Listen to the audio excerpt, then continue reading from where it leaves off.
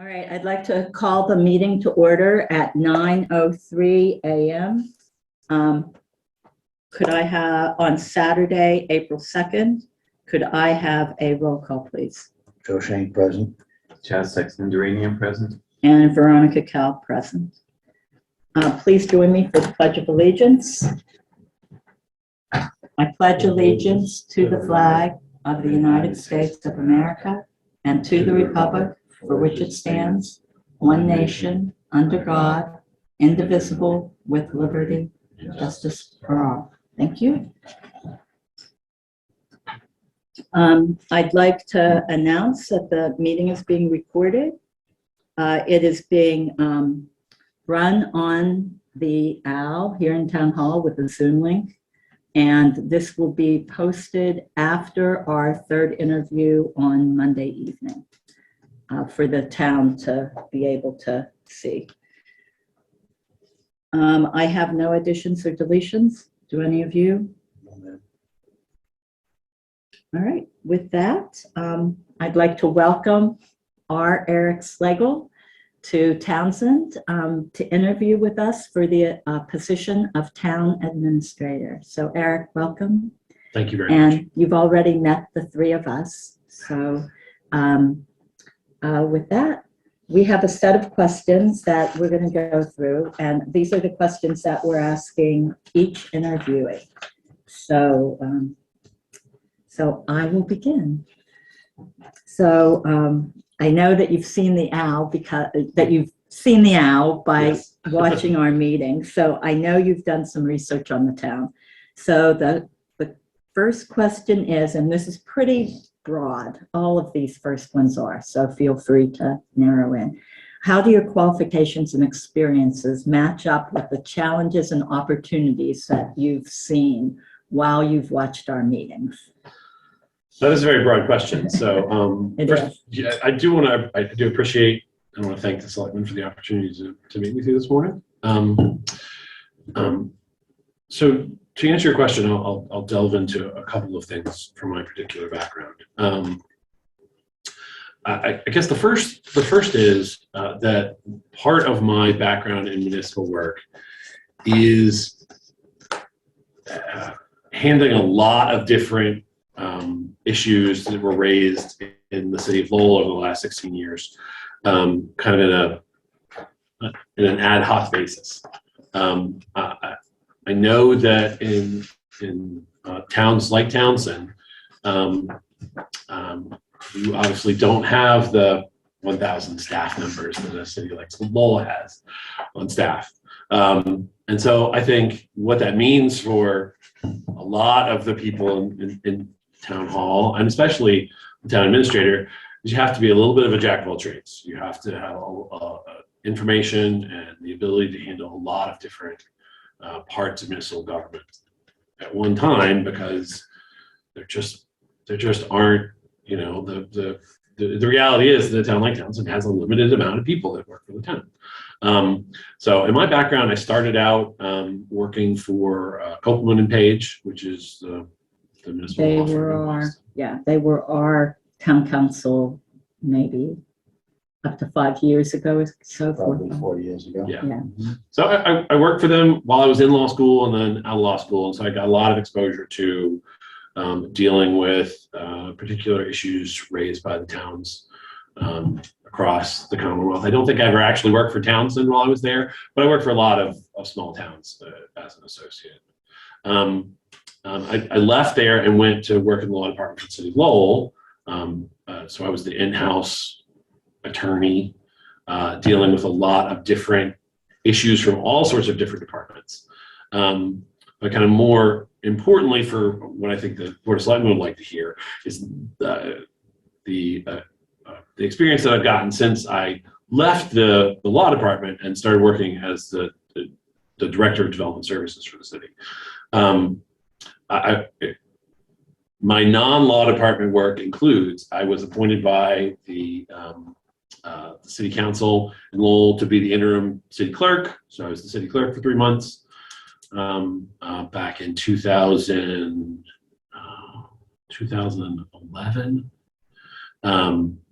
And I was also appointed by the city manager to run what was then the building department for 3 months back in 2009. And so got exposure to those two different departments, which were not included kind of in generally what the law department does. As the director of development services, I oversee the building commissioner and all of the inspections that happen in the city, health inspections, building inspections, trades inspections. My staff includes the planners that oversee the planning board, the zoning board, the conservation commission, and the community preservation commission. So I have what here would be the conservation agent. It's titled slightly differently in Lowell, but the board enforcement agent who does zoning enforcement and wetlands enforcement reports to me. Is that, can I ask a question? Is that a separate person in Lowell than the building inspector? It is. Okay. It is. Thank you. We have the way This that is a small town. and Yeah, no, We don't I- have two different people that are that. But Well, go ahead. the way that it works in Lowell is that the building commissioner, while statutorily still has the authority over zoning and zoning enforcement, Mhm. we had a position that was a zoning enforcement officer, but our wetlands ordinance for a long time was included in the zoning ordinance. So the zoning enforcement officer also was did wetlands enforcement. Oh, okay. But we've slightly retitled it so that it's called a board enforcement agent, but for all intents and purposes is a zoning enforcement officer / conservation agent that does wetlands and zoning enforcement Okay. for the city. And that person actually reports to the building commissioner, but also to the senior planner who oversees all of those boards. So I'm versed in kind of that spectrum of municipal governance. I'm also the ADA enforcement officer for the city. I was the person who was primarily responsible for both the adoption and kind of creating the process and choosing the marijuana ordinance and choosing the marijuana facilities that are going into Lowell. And I was the point of contact, the primary administration official responsible for the passage of the Community Preservation Act, which happened 2 years ago, 2.5 years ago, in the city. And I'm on the Community Preservation Committee in an ex officio manner Okay. for Lowell. So I think what I can say is that my breadth of experience allows me to touch a lot of what a lot of different municipal departments do. We work very closely with the engineer's office. We work very closely with the DPW. And so I'm familiar with the way that all those offices work. We work closely with purchasing.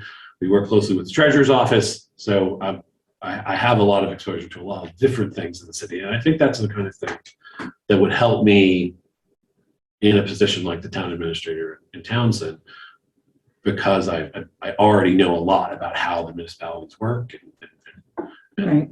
best practices. Yeah, it was for all those things that you said, all those departments, we have like one person for this and one for, you're looking where you might have 20 people, we probably have 4 Sure. is what it comes down to. So, all right, should we move on to the second question? Sure. Please describe your experience with creating budgets and managing finances, as well as your financial management strategies for assuring organizational sustainability. Please also share an experience that illustrates your approach to capital budgeting. Townsend's goal is to maintain its credit rating while also keeping tax increases to a minimum. How would you try to do more with less? And we need more with less. Yeah. So I think, unfortunately, that is a question that I think every municipality in the Commonwealth struggles with.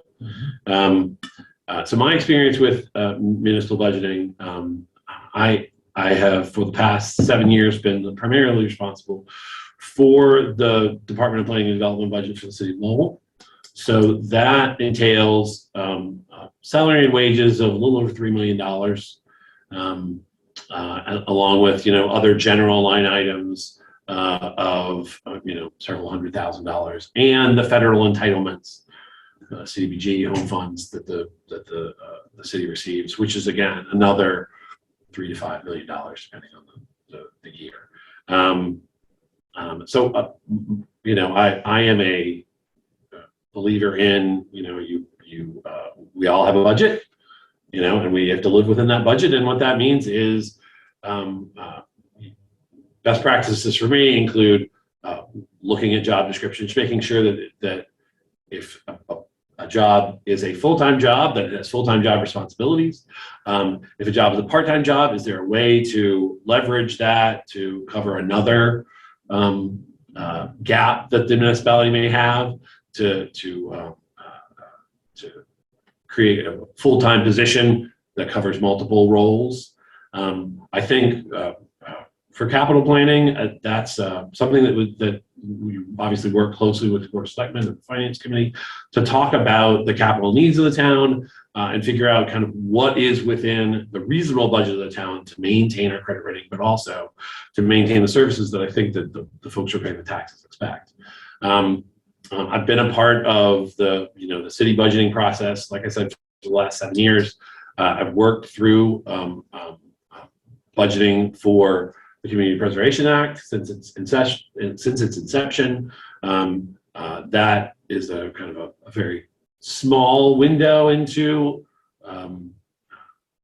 specific project budgeting for historic preservation, open space, and affordable housing needs. And so I think it's important to have a dialogue between the Board of Selectmen and the Finance Committee to determine what our priorities are, and then figure out the best way to spend the dollars that we have to make sure that we have staff that are competent and can handle their roles. And if there are roles that need to be filled, you need to have staff to be able to cover for gaps that we may have in services.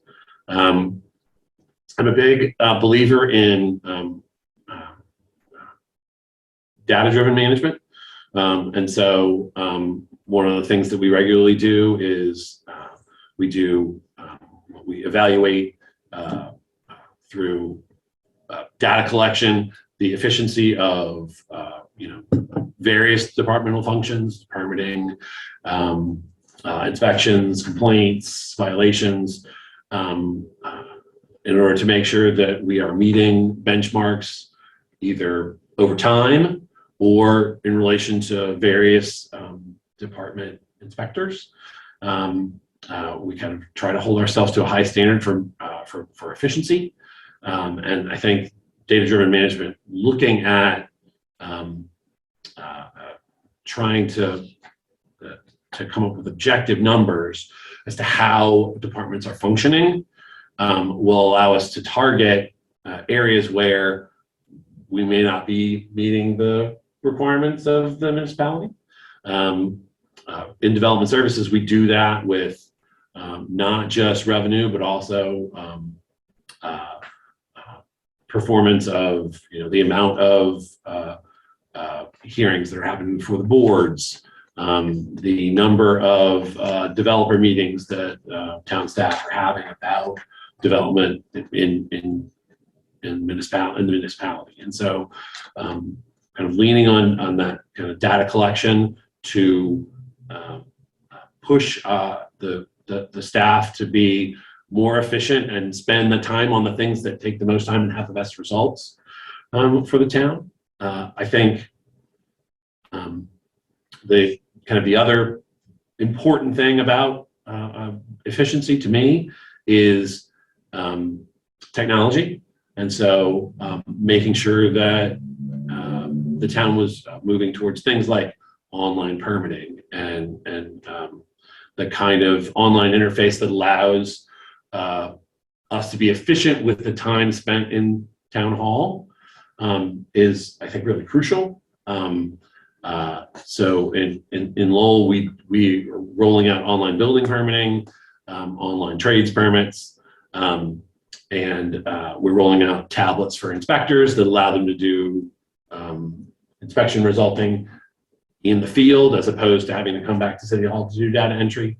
And all those things give you a little bit more efficiency with each thing you roll out and allow you to do more with less. Have you already rolled that out, or are you in the process of doing that? And I'm asking because we have just funded online permitting. So we've been in the process of doing online permitting for the last 2.5 years. What do you mean in the process? Well, building it out with our MIS department and training the inspectors on how to do it, training the public on how to do it, Okay, working out the kinks, because unfortunately, as most things, it did not roll out as smoothly as one would hope. And so we started out with a small subset of permits that we did online, and we're gradually adding more permits as time goes on, and we're rolling out the kinks and the ones that we've done.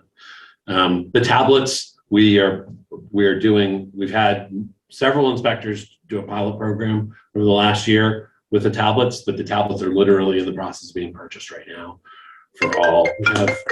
I'm sorry. We have about 17 inspectors, and so we're going to be rolling out tablets for the inspectors to do all of their data entry in the field. It's a difficult thing. There's a lot in my experience working in municipal government, there's sometimes some resistance to moving in that direction, both from folks who've always done it one way are now being asked to do it another way in town hall, but also from people who regularly interface with the town. And so we have to gauge kind of everybody's comfort level, but also make it clear that this is the way that we're moving, and there's an expectation that within a certain period of time, everything's going to work that way. And so Good to know. those are Well, we have to look forward to. I was imagining a perfect rollout. yeah.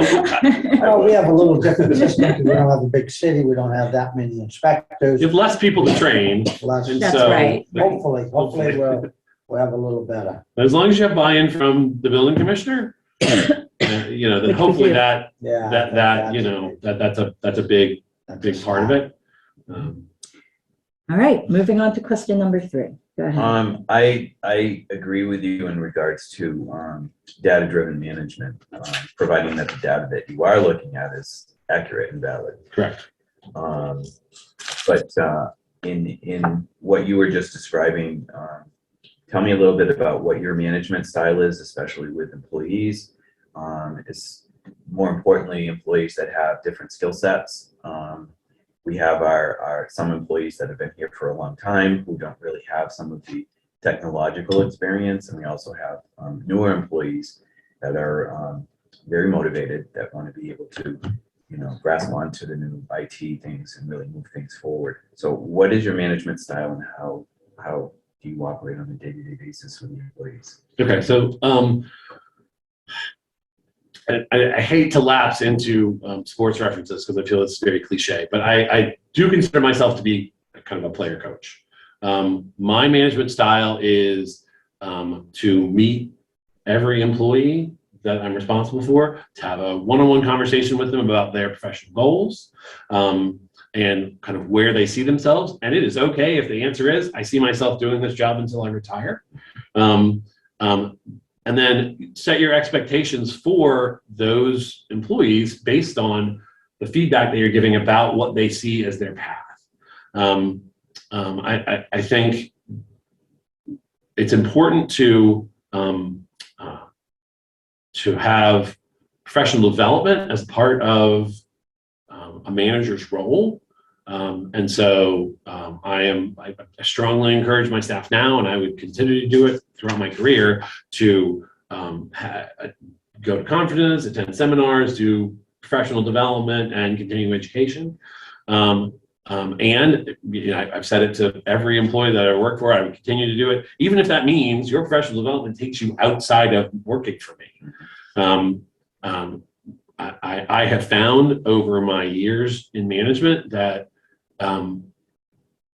showing concern for the individuals and where they are looking to be is the best way to have good morale and to have those individuals trust you as a manager, because they believe that you truly have their best interest at heart, even if that best interest is, I'm going to go work for Boston. And so at the kind of the same time, it's important to set expectations about things like technology, and to have, if someone needs extra work on that technology, then it's my job to make sure that they get that extra help, either if it's from me or whether, they go to a town-funded training, or we kind of set them up with a mentor who's good at that technology, who can work with them every day.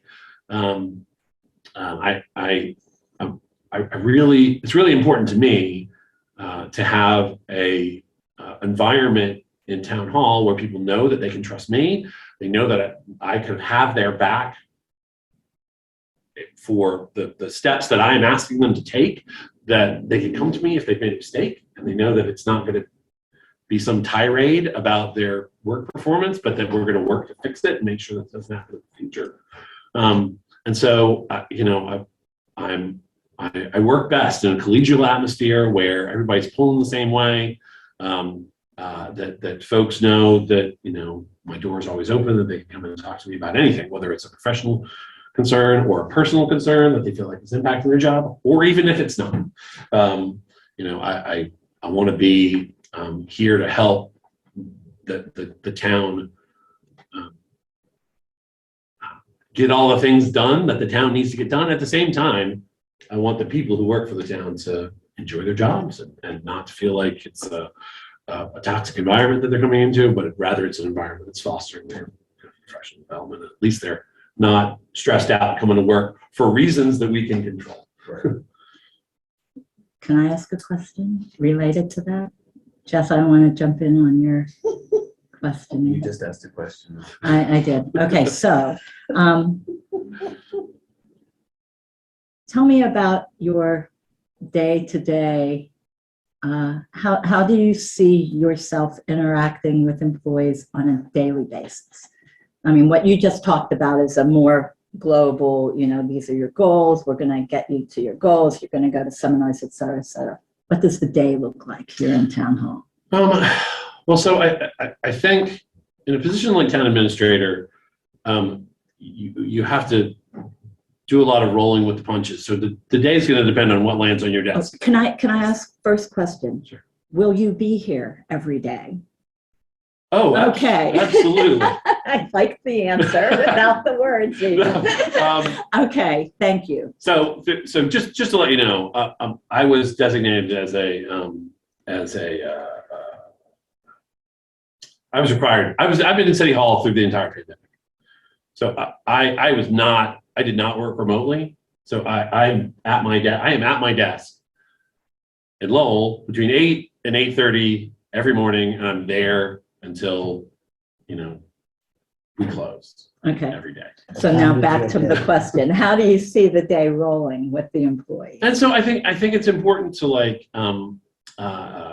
if there are departments that the town administrator's office regularly interfaces with, you want to check in with those departments first thing in the morning and check in with the staff to make sure that no crisis has happened since the last time that you checked in with them. Make sure that everyone is here and mobilized in the morning. For the departments that we don't have regular interface with, I want to set up regular check-ins to have meetings with the department heads. And so in my mind, that there's a question about whether in Townsend, that department head may be one person who's running a department for you. But we need to have regular check-ins about that. I think that the key for the day-to-day in a town administrator is to be available for the daily crisis that comes with every municipality. In my job, I'm looking at a small piece of the pie in Lowell, and I have to be at my desk every day because of the crisis that comes across my desk every day. So I think the boss has to be there just as often for those crises. Now, I think the other important piece is for me to be there for the three of you as your liaison and interface with the town to make sure that you are getting a full picture of what you need to have to operate in your role as the board.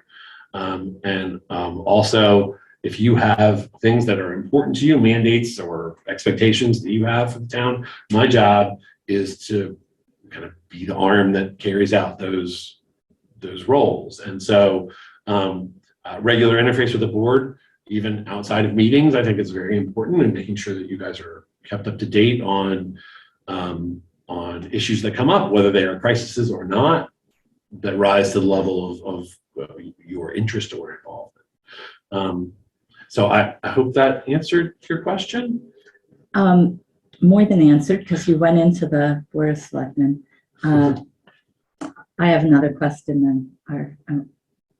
I have another question. So So are we Here- following this, or are we just gonna do, we're just gonna we wait this are, one? I've kind of segued over to the third All right. list. Typical 1A, 1B, 1C. C, D, E, 51. And I'm trying to think of how to ask this question without giving you the answer, which sort of. What question are we on Okay, this? so say there was an anonymous donation made to the town to build a building for the town.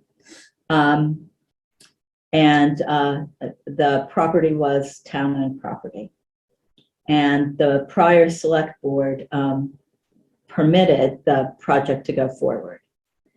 What would be what would you see as your role?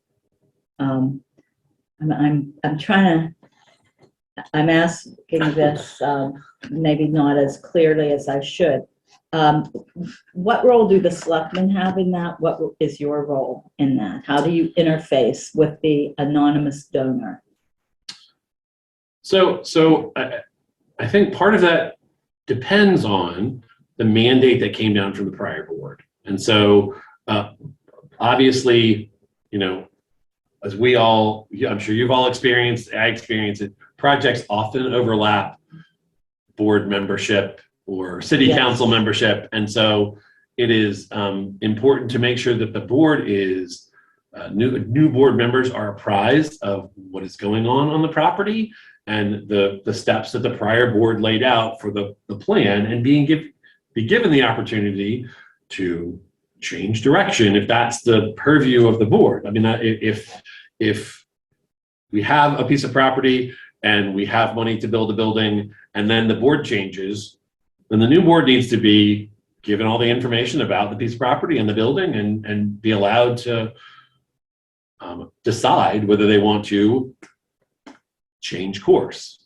on the plan that came forward. I mean, I think that in my mind, an anonymous donor is an anonymous from the public, but not necessarily anonymous from the Board of Selectmen. I mean, I think that's a piece of information that I don't think it would be appropriate for a town administrator to keep from a new board.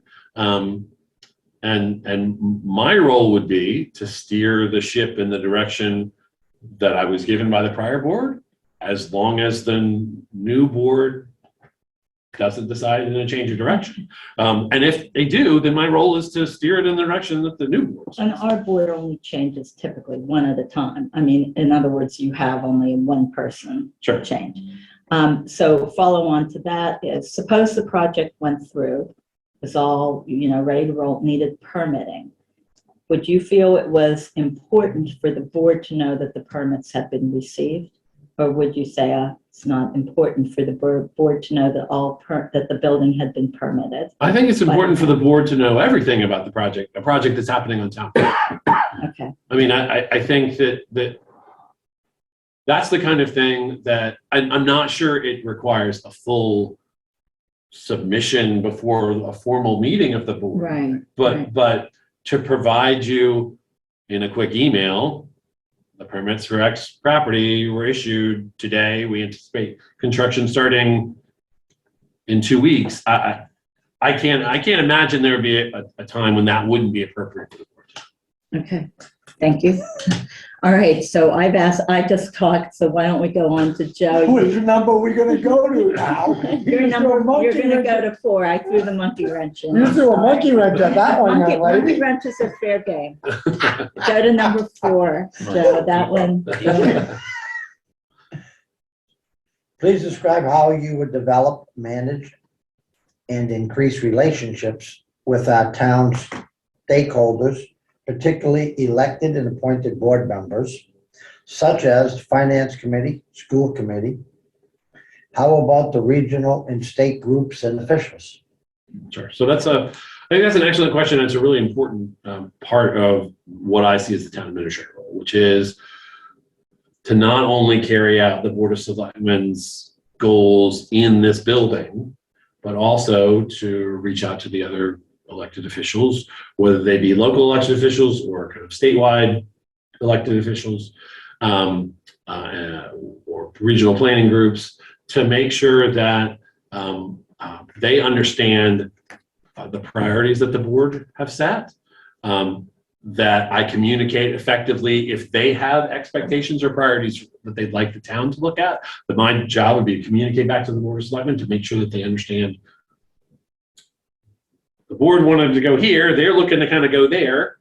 That's a conversation that needs to happen. And I'm glad, I think my role is to kind of facilitate that conversation so that we kind of set, I think everybody needs to be rowing in the same direction. I mean, we want the Finance Committee and the Planning Board to be, to set clear expectations and for us to set clear goals and expectations so they understand where everyone expects the town to be in 5 years or 10 years and how they plan to get there and what their goals are for their small pieces of the puzzle, and how that would mesh with what I see as the Board of Selectmen's role to control the whole ship and to make sure that the whole ship is healthy and going in the right direction.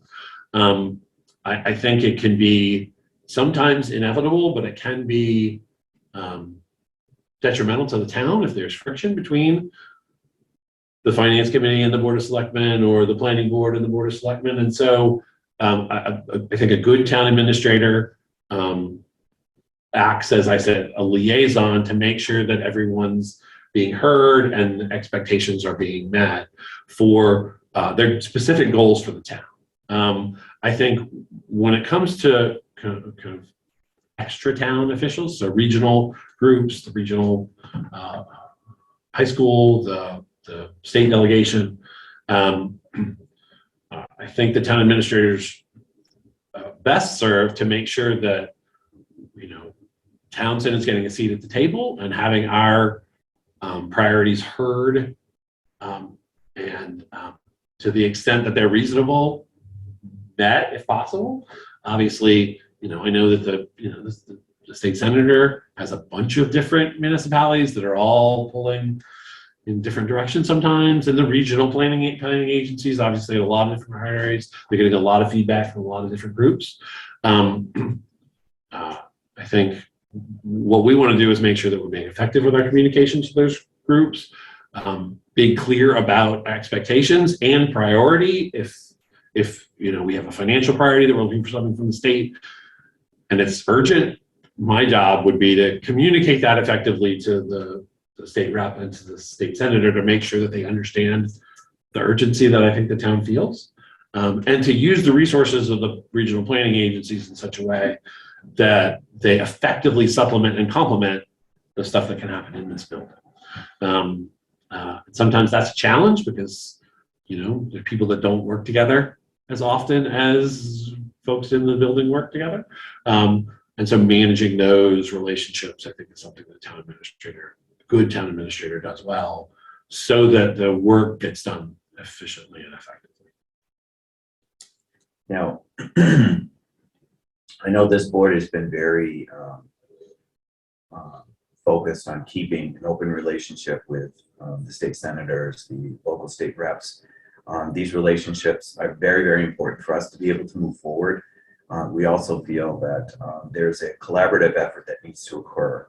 So we also have relationships with senators who aren't in our district, but there are other outlier projects that we have that will touch upon their region. Sure. In saying that, the Board of Selectmen has been operating more on a reactive basis as opposed to a proactive basis. And over the last year, we are trying to make that shift into being proactive. So Can you describe for me the process that you envision for working with the Board of Selectmen to allow setting goals and future planning? So I think that the word that I would use is the last word that you said, which is planning. And I think, I currently supervise a bunch of planners. One of the benefits of effective planning is to allow you to move proactively as opposed to reactively. And I think that setting up clear, measurable goals for the town over kind of different periods of time, 3-year goals, 5-year goals, 10-year goals, and getting buy-in from not just the board, but also from the finance subcommittee, from the planning board, from the residents themselves on that kind of goal setting is, I think the first step to then creating kind of measurable expectations that allow us to reach out to stakeholders who are outside of Townsend and say, this is where we would like to be in 3 years. That's going to involve X, Y, and Z. Can we get your help with X, Y, and Z? Here's some, I do think that really being specific about expectations with folks who are not in the building is really helpful because it allows them to have some sort of concrete request. And while it is also important to have just generally good relationships with the state senator and the state reps and the other members of the legislature who can impact Townsend's future. The best way to get where we want to go, I think, is to set some concrete expectations for if we're talking about specific road infrastructure improvements that we can get on the tip. Are we talking about specific capital improvements for town facilities that we need help funding because they're not going to be fully funded by the tax levy? Are we talking about earmarks that we need for particular open space or parkland? Are we talking about calling someone at the state about a park grant that we're applying for? And the sooner you get that in front of someone and the more frequently you repeat it, the more they understand that it's a priority and then we get onto their calendars. And so I think, That all of the above. Right. I mean, we don't have an overall plan. We're working towards it, and we pretty much have a good idea of the projects that we want, but we need an overall, here's where we want to be 3 years. These are the things we want done. This is realistic for 5. This is realistic for 10. And then how are we going to get there? Right. We've done that in talking about it, but we haven't really written it down anywhere. And I just want to correct you. It's not really what we want. It's what we envision that needs to happen For in the order to- town, for the yeah, town. if you. Sure. Right. Yeah. Sure. So we've done a lot of talking with all the departments in town. Right. So a park grant, you have to have an up-to-date, current open space and recreation plan. OSRP, yes. And we do not have that. And so that's, And we're working with MRPC right now. They got a planning grant to work with us. So we, on Tuesday, I think we're appointing the remainder of the committee that's going to work on that so we can have a kickoff. But ours ran out 2 years ago. so 2 years ago, my staff did the open space recreation plan for the city of Lowell, and they actually got a 7-year plan approved by the state. And Yeah, so- they're typically, I think, 7 years. I think that's it. And every 7 years, you have to you redo it. Right. And we just missed that 7-year mark. Well, and that's all part of the planning that I see. There's a lot of moving parts, and there shouldn't be silos of departments. There shouldn't be, when and if there is a master plan developed, and all of the other departments need to fall in line with what that master plan is. So if you don't have a master plan, you have people operating in a silo. Sure. There's no direction. So that's kind of the reason why I asked that particular question. So is it my turn? I don't know. I need to ask the vice chair here. Where are we at?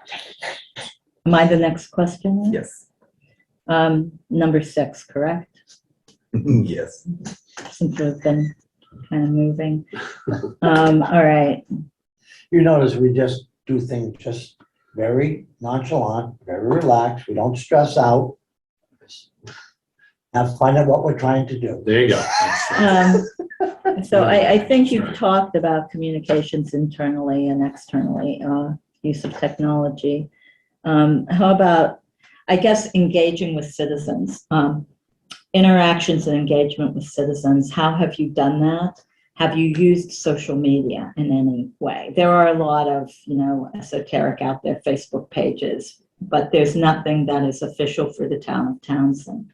And we did just hire a webmaster. It's a student from Neshoba Valley Tech, who's just this week he came on board, and to help us with our webpage.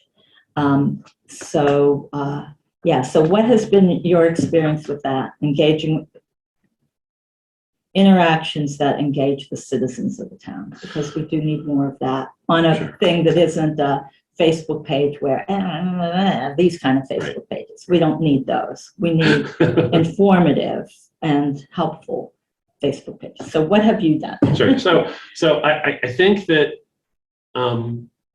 engaging with the residents is one of the most difficult things that I know that people on my staff have had to negotiate over the years.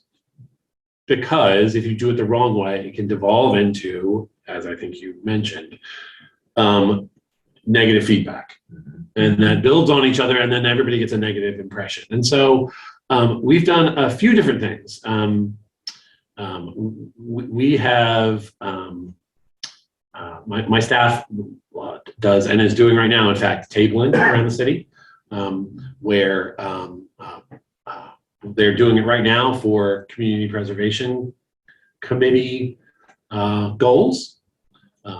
Did you say tabling? Tabling. So they set up a table at Okay. it's very, yes. They set up a table outside. You're thinking of, okay, we'll do that later. Yeah, no. Yes. So they set up a table outside of the grocery store. They set up a table outside of the senior center. They set up a table outside of it all depends on where Sunday the people are churches going. on the common Yes. when church lets out. Right. So they set up a table there to try to foster some positive engagement in goals that the people might want for Community Preservation Committee funds in this case.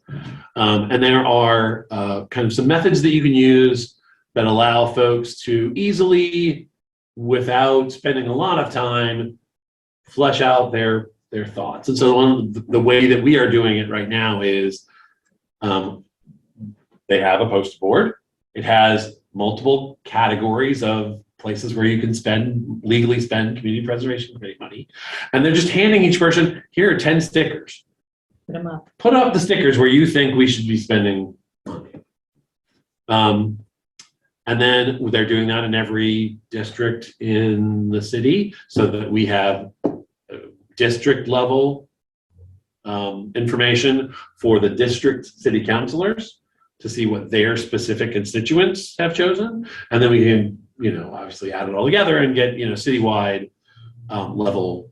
And so I think that that's not a social media technique, but I think sometimes what you have to do is get in people. It gets people engaged. Yes, get them to think about it in person. People are a lot less negative in person than they are on social media often. And when you're providing the opportunity for them to just make choices about positive things that the town could do, you're going to get reactions that people are excited about. Hey, we can spend money on affordable housing, and that's where we want to spend our money. That's great. We've also done a series of, I don't know how familiar you are with SurveyMonkey. Yeah. We've done a series of SurveyMonkey surveys. Again, they have. The thing is with that, how do you get people to respond? Because our response rate, I think, is pretty low. We might get 100, 125 people Right. total. to respond to a SurveyMonkey response. And we have, 9,000 people in town. Sure.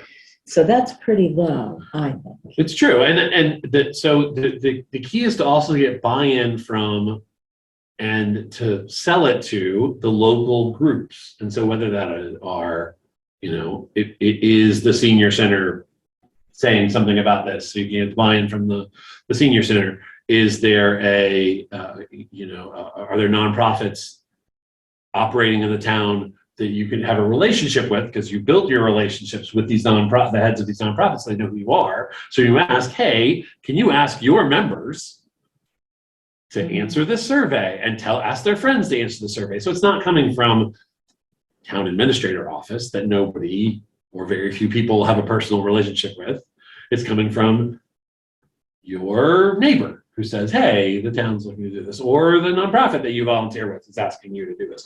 Or we asked the church leaders to say something about it.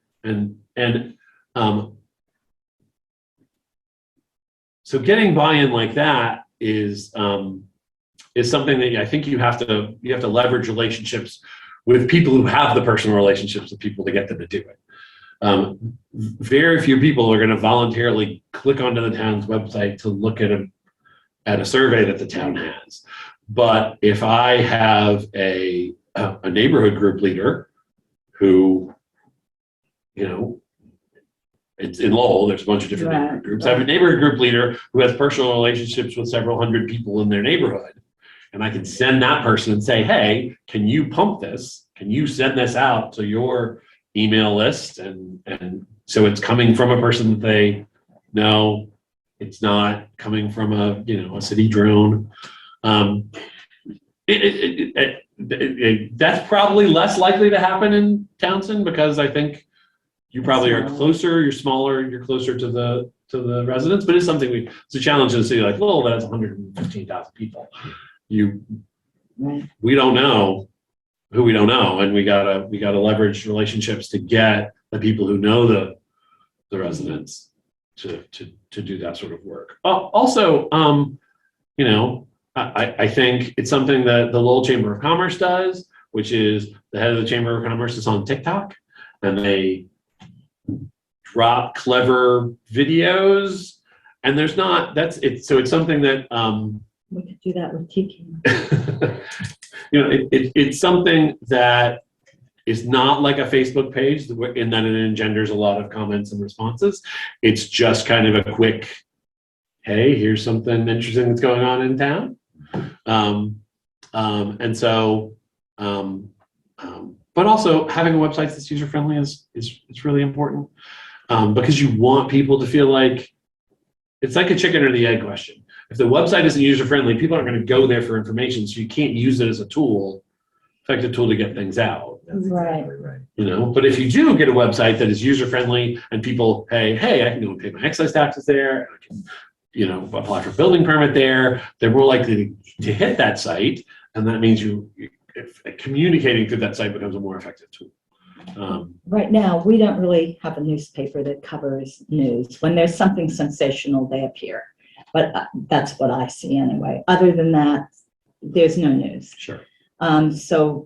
You probably saw the electronic signboard coming into town. Right. That's how we get news out. Okay. When there's something that needs to be known. Well, it's the only effective way right now. Right. To Yeah. get the truth out, Um. because usually they're just gonna print the opposite of what really is the truth, just to get everyone buying their newspapers, but that's okay, Right. So we don't have a local newspaper. That's, nationwide. That's a problem. It is. Yes. So we just need a way to engage people. All right, should we move on? Well, yeah, but Go I'm ahead. talking social media, so I have to ask this. Go. Is that move on? So, no, nothing there. Okay. This has just always been a thorn in my side. So how would you handle it as town administrator if you were here? Relevant of your status, married, not married, whatever. Would it be acceptable for you to have your other significant partner, whichever way it is, wife, husband, whatever, do your bidding on social media? Oh, God, no. No. What would your take be on that? Well, so my wife would never do anything like that. First of all, she's a licensed clinical social worker, and so she does not. That's the opposite of the kind of reaction that she would ever have. But I mean, I think I think it's important for the town administrator and the town to be clear about communication and not to use surrogates to try to necessarily get out one side or the other on a contentious issue.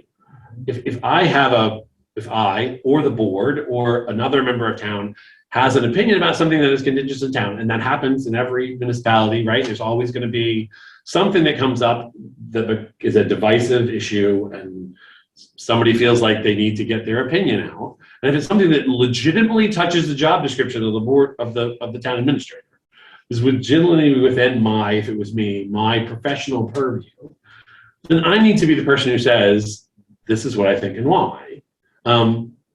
In part because there's an accountability piece to it, which is, I want to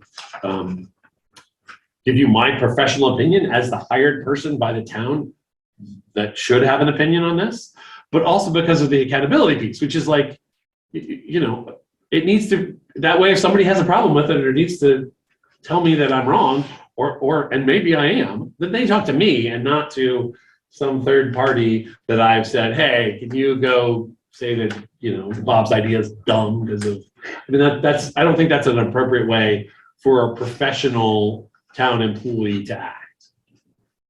You hit the nail on the head, the way a professional should act. Yeah, I mean, that's, Exactly. I mean, I have, so in Lowell, there is the Lowell Sun.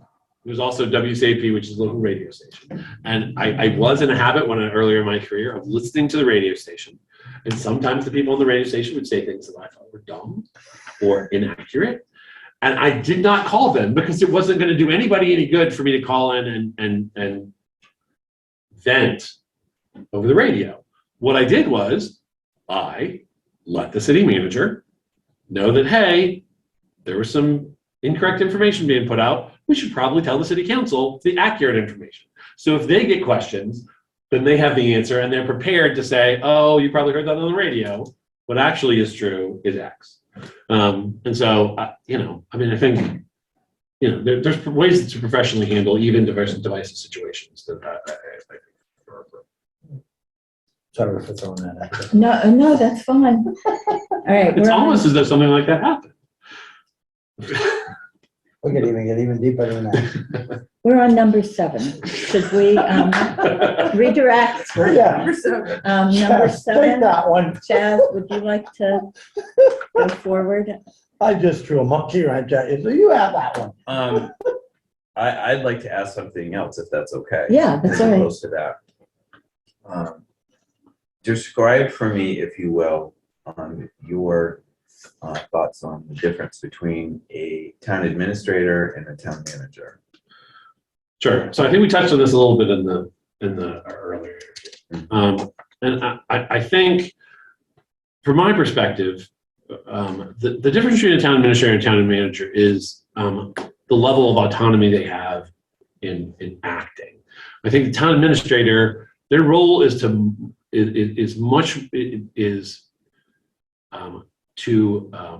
carry out the goals of the Board of Selectmen and have the Board of Selectmen be have a much more active role in the administration of the town. Whereas a town manager is a little bit more autonomous. The Board of Selectmen is a little bit more separated from day-to-day operations in the town. So I think that's kind of a broad brush. Individually, each municipality is going to set those expectations themselves. I think that so I would envision that what my role is as a liaison and as the day-to-day actor of the goals and the expectations of the board. And so I think I have a lot of experience in municipal government and have a lot, I think, to offer the board in choosing the direction of the town. I think the important thing is it's ultimately the board's choice.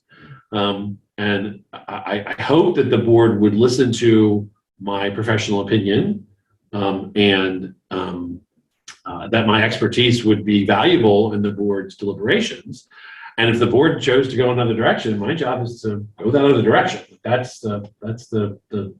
I am to administer the town in the way that the board directs me. And so I think that for a town administrator, it's much more listening to the board and being responsive to the board's choices in how to move the town forward. Okay. So having said that, the structure of the way the town previous boards have set up is liaisons in this particular, in our situation here. What are your thoughts in regards to having the liaisons for different departments in the role of the town administrator? I actually think that's incredibly helpful, because I think it allows for a more regular input from the designees of the board in how those departments function. And it allows, I think, for us to be a little more nimble in responding to kind of directional choices. So to be able to, I think that the closer the town administrator, if it was me, the closer I could work with the board to determine the board's priorities, then the easier it's going to be for me to kind of enact the changes that the board would like to see, or to effectuate appropriate policy to make sure that the department heads understand this is the direction that the board wants to go. So I think having a liaison, having separate board members operate as liaisons for different departments, I think is helpful, because it takes a little bit off your plates. Collectively, you don't have to know everything about every department collectively.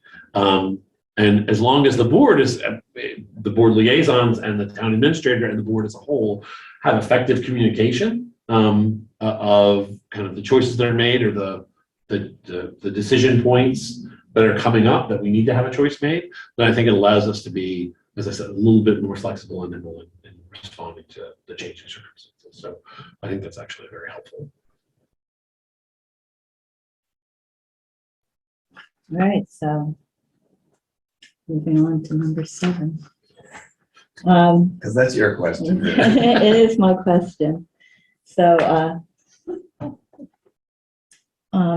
I guess the question, you're Director of Development, so this is an open space and natural resource preservation. We have in Townsend here, we have a lot of state-owned land. Yes. And we have a lot of open space. So I guess what we'd just like to know is a project in Lowell that you've been instrumental in guiding that has to do with open space and natural resources. Well, this is going to, it's a very recent one, but it's also probably the most important one that I've been involved in. So as part of my role, when the city council brought up the possibility a few years ago of creating the community preservation, passing the Community Preservation Act and creating the Community Preservation Committee in Lowell, I was designated to be the point person. So I did the television appearances about that. I did the radio interviews about the Community Preservation Act. And one of the kind of largest and most important pieces of kind of in the background of everybody's mind when the Community Preservation Act of Lowell was passed was Rowley's Farm, which is a 20-acre part open space, part Christmas tree farm, and a very small operating traditional farm that had been in the same family's hands for generations.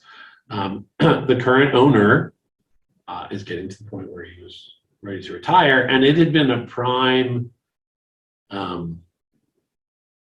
sought out by both in-town and out-of-town developers as a prime development parcel. 20 acres of undeveloped land in Lowell is the largest chunk of undeveloped land in Lowell that has existed ever, basically, since it was incorporated properly. One of the main things during our community outreach for the Community Preservation Act was to find a way to work with nonprofit groups to save that as open space. It abuts it's the state forest.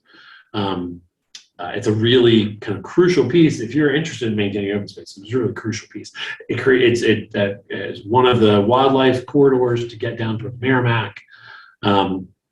And so we passed the Community Preservation Act. And then we worked with Mill City Grows, with Mass Audubon, and with the Lowell Parks and Conservation Trust. They put together a competitive bid to buy the property from the current owner. We, as the Community Preservation Committee, worked to come up with $1.5 million of community preservation money to, backstop their purchase of the land, which was, I think the initial purchase is like $5 million, and then with an additional $7 or $8 million worth of, they're going to create like a nature walk, and they're going to do some nature improvements on the property. So not only did we get the community preservation money, for the first time, it went before the city council to bond it against future community preservation allocations. So we had to educate the city council about the community preservation work and how the community preservation bonding would work to enable us to take that large sum of money, have it available to the nonprofits right now to fund the purchase, but for us to be able to pay it from our community preservation allocation of a space of 15 years. And so it's something I've said to my kids, which is, I know that in reality, very few people are going to remember that I had anything to do with that. But to me, it feels like, because I was the face of the Community Preservation Act passage, and because I was the person who, deliberately educated myself on the bonding to allow us to fund that large sum of money, which was not going to be fundable just out of cash, that when that project is complete, I'm going to feel like, at least, that I had a hand in making sure that large tract of land in Lowell got saved. And so that's kind of my big answer for that. There've been a lot of different things, because we've done a lot of different projects, like Yeah, lots, but we're not a CPA community yet. yes. We did discuss that in the search committee as well. I think it's probably So we had hoped for this year, but we'll get there. All right. So, He almost answered number 8. yeah, Yeah, that's he true. did, right? Because he explained how he was a did a large lot of municipal municipal projects. All right. So. What was this one? on to page 2. There we go. Well, we only got 5 more. We gotta bring all these out, don't worry. Yeah, We'll get you out of here by not dinner. the What first time's one. supper tonight? No. We usually say when we have the meetings, we're gonna bring our pajamas, because it lasts a while. So don't worry. Right. I We'll get you out of here today. cleared the deck. My Saturday is yours. We'll get you out of here sometime today. No, sorry. Currently, Townsend is at 3 point, and I don't know if this number is still correct, Madam Chair, 'cause that I was think it's pretty close, yeah. 3.2% of state mandated, 10% in affordable housing. This is yours, Jazz, more than, this, you ought to take this. You know more about that than I would, right? Oh, and it even gets worse with the MBTA communities thing coming up. Currently, Townsend is at 3.27 Oh, see? of the state mandate for the 10% in affordable housing. We have to meet. We had just put together a housing production plan that was accepted by DHCD in the state. Have you dealt with affordable housing issues in your past roles? And more importantly, how do you balance the need for affordable housing with the desire of a neighborhood to maintain the current character? So I guess the easy answer to that is yes, I've dealt with it in my last roles. The hard answer is it's always hard to get to that second piece, which is to overcome the response to neighbors about increasing density, because adding another 6.5% of housing to be affordable is definitely going to increase density in towns. So if the goal is to reach 10% or above, there's going to have to be more density, even if it's all two families. When I worked with Copeland and Page, I did do a lot of work on a lot of 40B work, defensive of towns who were dealing with 40B. I actually did most of that work with Jason Tallerman, who I think is your the partner where Adam Costa is your town council, Right. but it's Jason's the partner in the firm, and so Jason and I worked with him a lot on 40Bs when he worked for Copeland and Page. So I have experienced from the town side the challenge of dealing with a developer that comes in and tries to use 40B as a hammer to hit the town hard to try to get affordable housing. I do think that one of the most effective things that can be done, well, there's a few, but I know that Townsend recently started your affordable housing trust. I do know that lots of municipalities fund their affordable housing trusts from their Community Preservation Act. Affordable housing, the 10% that's required to go to affordable housing. So I think that that those steps are kind of the first two easy steps, because you get money to fund an affordable housing trust, and you have a mechanism by which to get affordable housing restrictions or to build affordable housing units. One of the other things that was recently made easier for municipalities to do in the housing choice legislation that was passed by the state was to add accessory dwelling units to in the zoning to make them easier to create. You no longer have to get a 2/3 majority to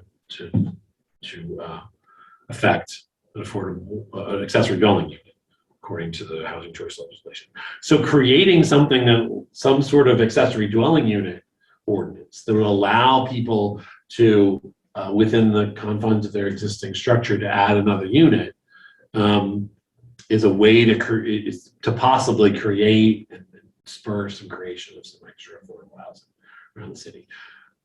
But as with all of these things, a lot of it is about conversation and education with the residents. And I do think that it feels like the tide is turning a little bit with people understanding that the housing crisis is real and it has real impacts on you, even if you're not housing challenged right now.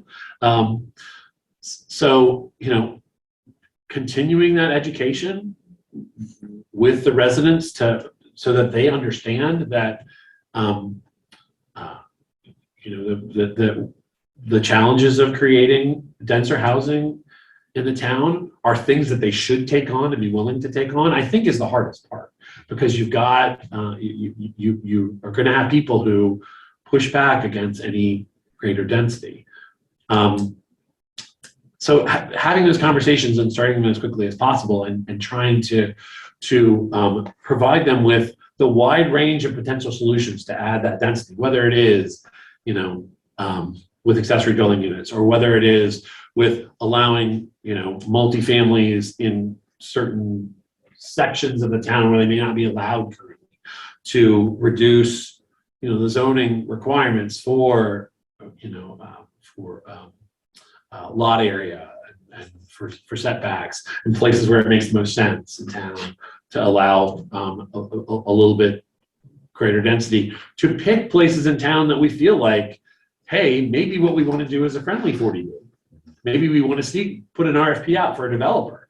And we as the Board of Selectmen and the Planning Board, we've we've decided that we think that this would be a good place to create some density, and we seek out a developer that we can work in partnership instead of them coming in and using it as a lever to force create a unit. So I think, it's not something that there's any one Band-Aid solution to fix in a town like Townsend that has a low density and a low number of housing units.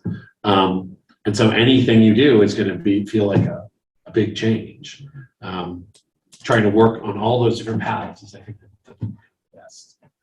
the best solution. And I think it's certainly possible, but it is a challenge. So it sounds to me that what I'm hearing is it's more of a collaborative approach as opposed to a one board working and doing most of the work. It needs to be more of all of the boards working together to be able to come to the same goal. Yes, and I think I think that, in my opinion, in the way that my belief in kind of municipal governance, the most hard questions, that's the answer. Right. Is that it can't just be one group pulling the wagon for the whole town. You have to get buy-in from a whole lot of different people, because you have to convince a whole lot of different people. And so just having one board try to do all the heavy lifting is less likely to succeed. So I'm gonna segue to the additional. Yeah. So my first question is gonna be, what would be your reaction or plan if the department head called or came to see you and said, I want to fire X? I want this person fired. So I guess my initial reaction, I don't know that I would verbalize, would be, well, that's not what I want to hear. What I want to hear is, what's the problem and how do we solve it? And that solution might be termination. I mean, but obviously you're having a problem.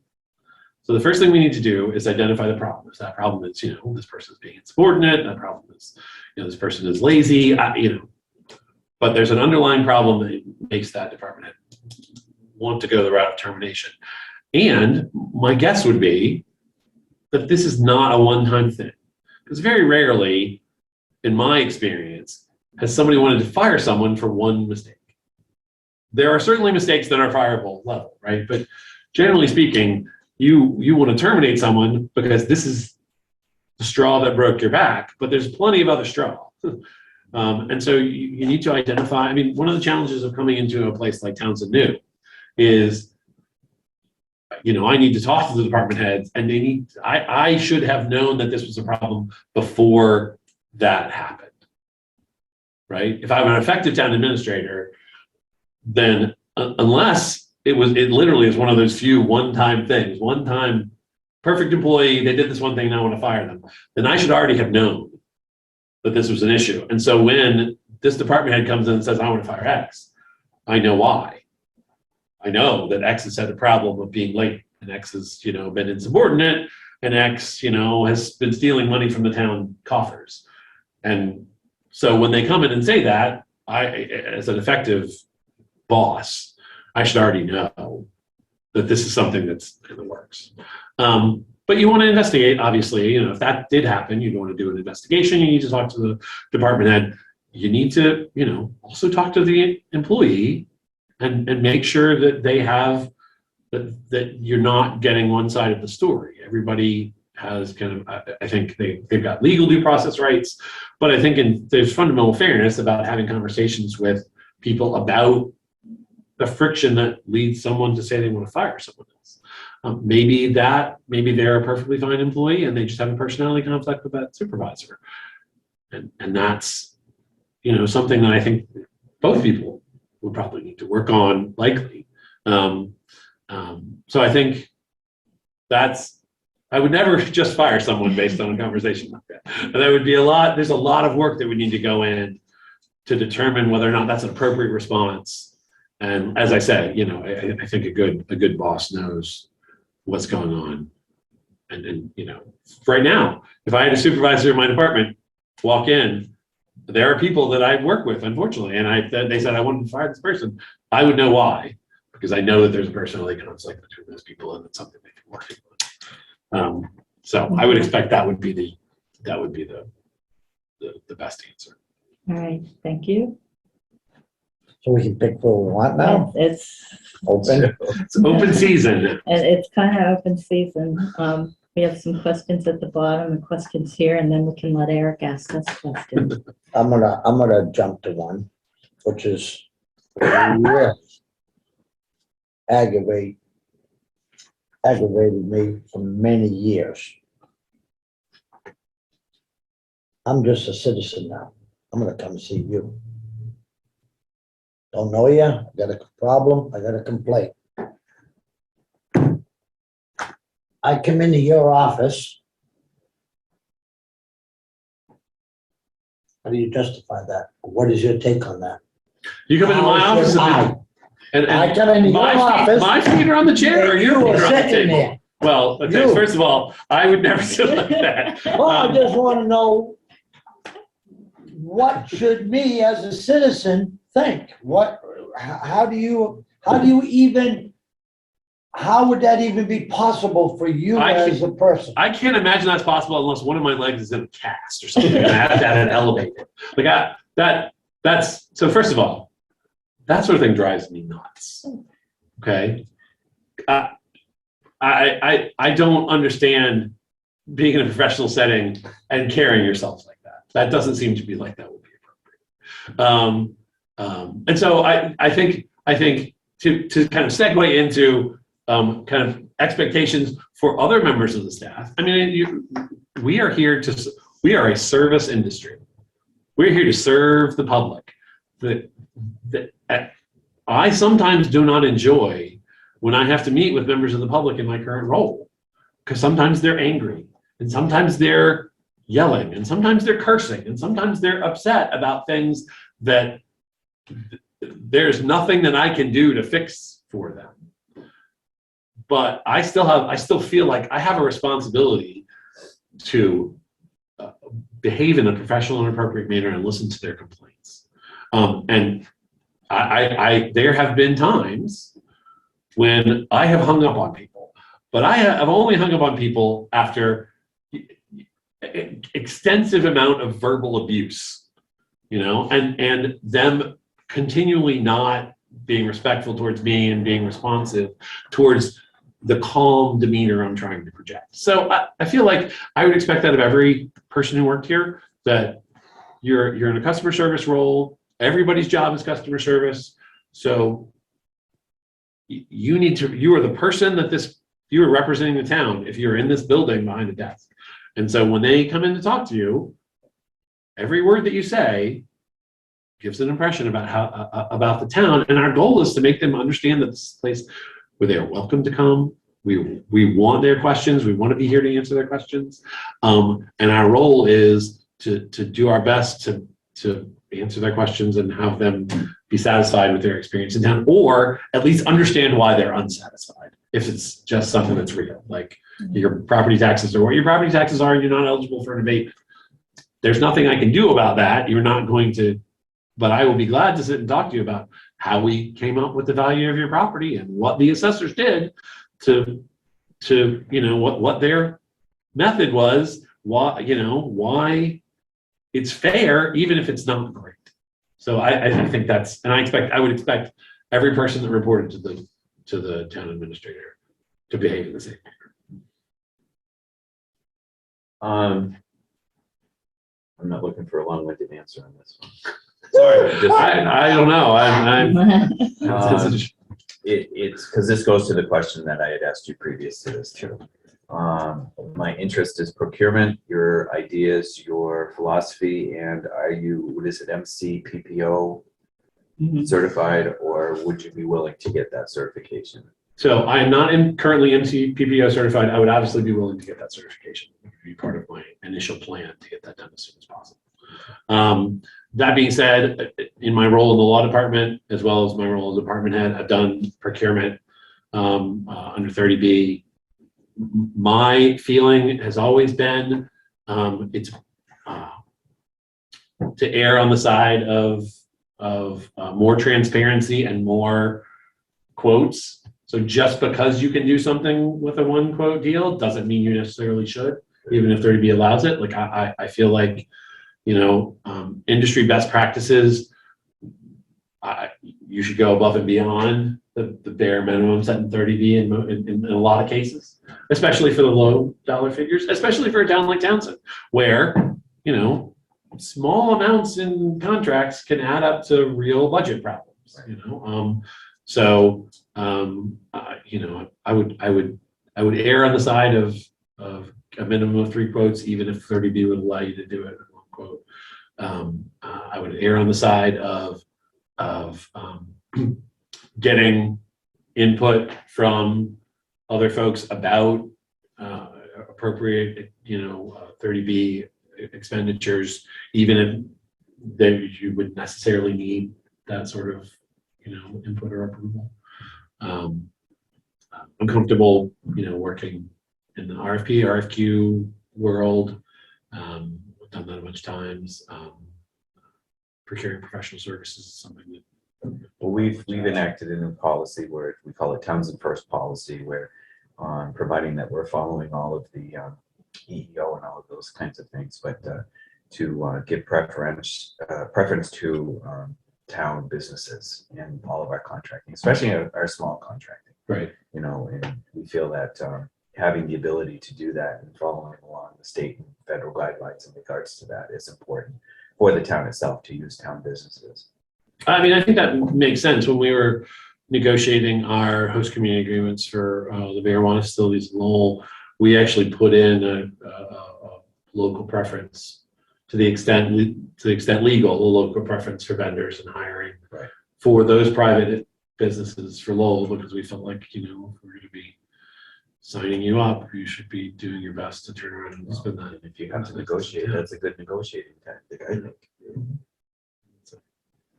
So I think that makes perfect sense. I think I'm ready to have Eric ask us. Yeah, I'm good. Are you guys I'm good. good? So, questions for us? Okay. Well, again, I do want to reiterate, I appreciate you guys giving me the time to talk to you about this today. So I have a few fairly specific questions and then some general questions. So the first question is just a general finance question, which is, does Townsend currently have any excess levy capacity? Or are we up against the cap? We're up against the cap. Okay. Have there Firmly up against the cap. been any recent Prop 2.5 overrides proposed in the town, and were they successful? We have nothing recent. Well, I guess the most recent was the school. Yeah. And that was 3 several years ago, 3, more 4 than years. that, maybe 5 or 6. We do have a warrant article on this time Okay. for a $350,000 Prop 2.5 override. And what would that be for? Mostly it's to make our budget. That's what it's for. Okay. The school budget tends to take up about 60%. For us, it's a regional school district. 61. Yeah. Well, close enough. But it takes about 60%. And so we have to do all town services in the rest. We are going to be talking this week about what we give up if that doesn't change and the school doesn't change their budget. So we aren't down to bare bones yet, but without the override, we could be. Okay. So Have there been any projections done by the finance committee about necessities for overrides going forward? okay, so our chair of the finance committee has worked out a spreadsheet that we can play with to do exactly that. Prior to this, we did not have that. In fact, the finance committee, well, I'll just say that we have a more active finance committee now than we've had in the past. Okay. And it's a good thing. So we do have that looking forward. if I can add to that, that's part of my comment in regards to being proactive instead of reactive. I think that how I see it is the Board of Selectmen really needs to be more proactive in giving vision to the Finance Committee, saying, yes, we need to see, a 3-year, a 5-year, a 10-year plan going forward. Right. And because we have been so reactive, we haven't been able to really set those policies and get the particular committees, because there are other committees available, or other committees that we should be working with in the same planning portion of it. So Does Townsend currently have a capital plan? Now we do, yes. We do have a 5-year capital plan. I can probably pull it out right here. So we did do some work. Again, we've had a hard time getting volunteers to come forward for that committee. So we have 4, our committee this year had 4 people out of a possible 7. But we do have a capital plan. There's significant Thanks to our capital. interim town administrator. Is there a significant capital needs in the town for the next few years? There are, the most For us, I mean, significant, significant to us is anything over 500,000, as far as Sure. well, we aren't that, there's a fire truck. Yep. So we have a fire truck on this year's capital plan. And in 2 years, we're looking at another fire truck. Those So- are not cheap. Right, so that is probably the biggest item on there. The thing that our highway superintendent put into the capital plan, and I think it was a good idea, was pavement management. Right. We have, so maybe 3 or 4 years ago, we, the town, put into place a pavement management plan by law. Mhm. But there's a caveat in there that if you don't have the money, you don't have to fund it. So, of course, other than the first year, we have never funded that bylaw to that pavement management plan to the full extent. And it really does need to be funded, so that we aren't looking for a huge override or debt exclusion every 10 years to pave the roads. Right. It makes no sense to do Yeah, that. just 2 of them. So there's, so the town was supposed to put in 200,000 in free cash. It was a building over several years. Mhm. And then to also build excise tax, so that we were putting ultimately 250,000 in. Might be wrong, it could have been 250 for the other as well, so that we would be putting in $500,000 every year to add to the Chapter 90 funds. So that hasn't happened yet, but it's part of the capital plan now, that we fund that so that it actually does happen, hopefully, at some point. The other And things are planning, pretty there's regular. been no planning in the past, Right. and it's been to a point where, the decision has to be made. Do we put this in the pavement management plan, or do we balance the budget? And it's always going to balance the budget. Right. So,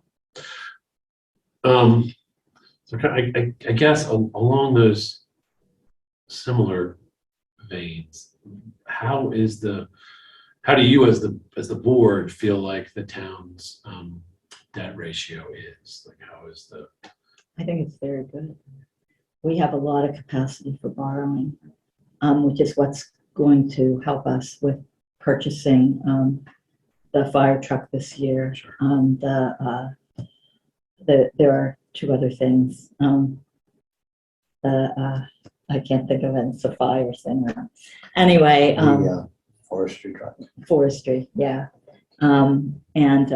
So we do have the capacity to borrow. So that's not a bad thing. Really, we're not in bad shape. And we could, anyway. Well, we've made, I can say in the last year, previous to that, I can't speak to, but I know that with ARPA funding and all of that, we've really looked into what makes the most sense to be able to be proactive for a lot of things in the town. And right now, we've used a much more a careful eye on making sure that we are in good, solid financial ground, which I think we're in very good shape, much better than I expected, to be quite honest. That's good. How do you, and again, I understand that some of this is, some of the questions I'm asking are probably technically purview of the finance committee, so I understand. I'm just. We've been working very closely Yeah. with them anyways. So with respect to, does the town have a plan with respect to the outstanding unfunded liabilities, pension and healthcare? Is there a plan set up for that? We do not have retiree healthcare. It would be nice to get that in place, but we do not have that. I think there are very few towns in Massachusetts that don't have that, and we are among that set. I don't think we're in bad shape as far as that goes. So, So I guess, so these are, now I can get into some less specific. As the Board of Selectmen, what do you think are the most important qualities for the town administrator to have to be effective in towns? Who wants to start with that one? you want me to start? Go Well, ahead. you're about ready to jump out of your seat. Right there. Yeah. I want someone who you don't have to know everything, or pretend that you know everything. I would much rather have someone who is willing to say, I don't know. I'll find out. I'll look it up.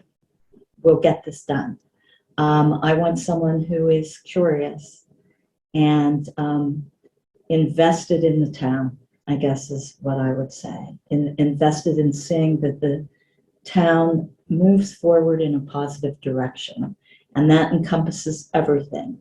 Affordable housing, economic development, open space, public safety, pretty much everything, and the schools. I mean, I'm not saying don't fund the schools, but it's all part of the whole. So I want someone who's willing to,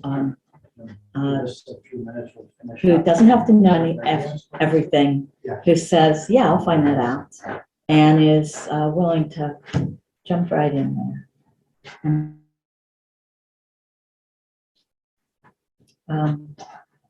Chad. What I would like and what we need are two different things, to be quite fair. Okay. What we need is somebody that is going to be able to look at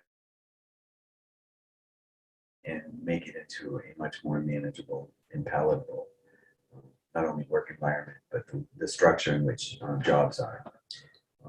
There are some functions that are turn of the century still.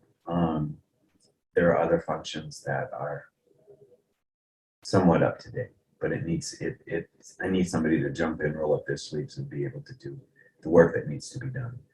And having said that, I have been pounding the pavement and pounding walls to say we need more collaboration, and I need somebody that's going to be able to come in and listen to the voices of one particular department or board or committee and bring it into the Board of Selectmen so that we collaboratively can come up with a better plan so that we're all singing the same song, Sure. off the same piece of music. I think that's really important. I also think we need somebody that is going to be the voice of not only the Board of Selectmen, but for the residents of the town to be able to tackle major issues like trying to increase our Chapter 90 funding if we need to do that, to be able to work with state and federal agencies to be able to increase monies that we're getting from the outside.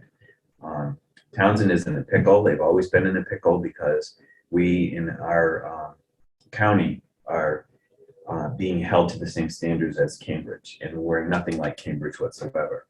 So when Cambridge gets an allocation, with the size that they are, they're getting a grander allocation. Especially when it comes to our allocations for our schools, we get pretty much zippity doo dah.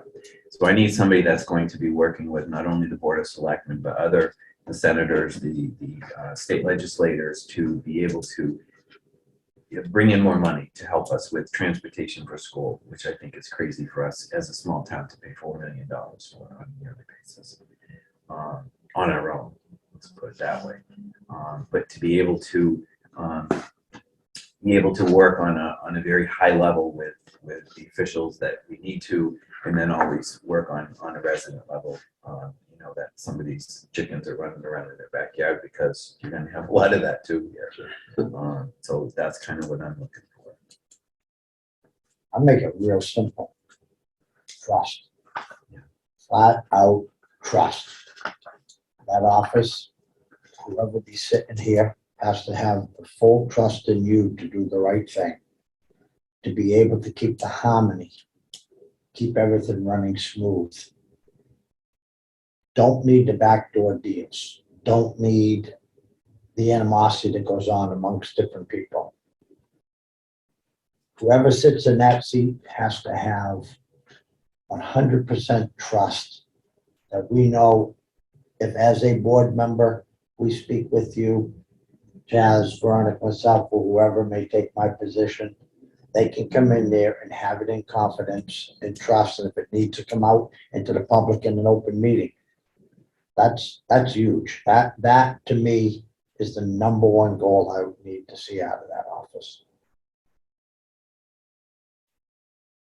Okay, those are good answers. No, that's not so much. I'm not asking for much. No. If somebody asks you what the residents of the town think is the most important issue that the town needs to focus on, what do you think the residents would say? I need to think about this a minute. So if one of you wants to go, feel free. What do I think the most? What do you think the residents would say is the most important issue facing the town right now? Well, I can tell you. I pretty much, so I own a corporation in this town for 50 years. I deal with a lot of residents every day. But the residents say they're concerned about their taxes and they're concerned about how the government is running in this town.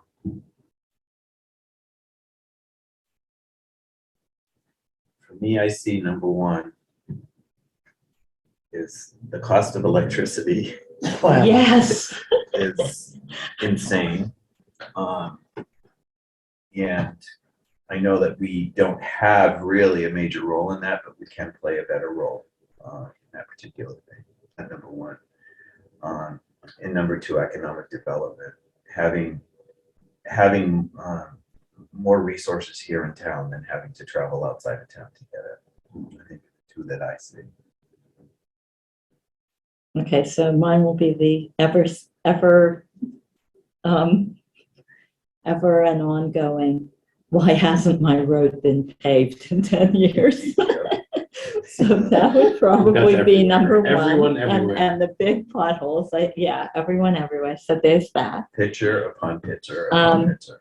And I think the other, there is this perception of discord. Mhm. And I think a lot of that is brought on by the fact that people don't really know what's going on in town. And so it's kind of made up in a lot of respects. Someone says something which may or may not be true, and it just goes all over. So it's kind of discord, and it's been that way for a while. And I don't know if it's eased up or not. Okay. Well, we've made it a point that any public function that we're there, where we as selectmen are there to be there, whether it be in the woods with the rail trail or at the senior center for a grand reopening or whatever. I think that's important. Being accessible, that's huge, I think. Being able to walk into town hall and talk to somebody about Right. whatever issue you have. Oh, yeah. Mhm. And feeling that you're welcome in town hall, and that there is someone there to talk to when they come in. So that's all. That's all. So this is a little bit of a tricky follow-up, which is, do you agree that those are the biggest issues facing the town, or do you think the biggest issues are different? That's a good question. That really is a very good question. That's why I broke down my answer to what I see and what I personally think is. Personally, I think the town is doing pretty well. I think that there's a lot more that could be done. And I think that getting the big picture, we don't have a big picture, we don't have a plan. We have a bridge that needs built. There are a lot of things that need done, but there's no long-term plan. The bridge went out for bid, but nobody knew how it was going to be paid for, apparently. It's things like that. So we need a plan. We need to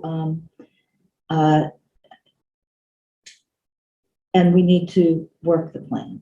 We need a town engineer, because we have all these plans, but we don't have anything shovel ready. If someone says, oh, we have earmarks available, you need to have this in by April 11th. And, Senator Warren's office, here's how you do it. We don't have anything that we can take off the shelf and say, here you go, because we don't have a plan. We have things that we would like to do. We're getting there, though. We've been working really closely with the regional planning to get studies done, because even, an intersection study, you can't do, this is a state road, 119, and you can't do anything along that road unless you have a plan. We haven't had anything on the tip for, I think, 15 years. Oh, boy. Things like that. So to me, that's to get the things done, you need to plan and work together to do it. And I believe the same thing, but for me, I mean, I'm not a townie. I'm a transplant. They tend to call me, which I disagree with. But I mean, I was born and raised in a town outside of here, a much smaller town, Irving, just down the road a little bit.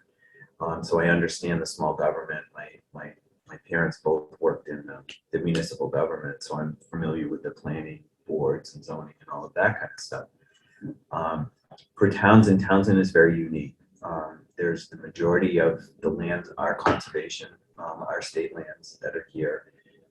There's also a lot of history that needs to be preserved, and it is part of the town, and it needs to remain part of the town. But we also, to assist with the tax relief, so to speak, we need to do some careful planning and development. So we're not ruining the character of the town, but we are increasing the availability of housing to be able to grow and at least have money to be able to run the town government much more effectively. Sure. That's what I see. I feel what we've talked about are legit concerns of the community.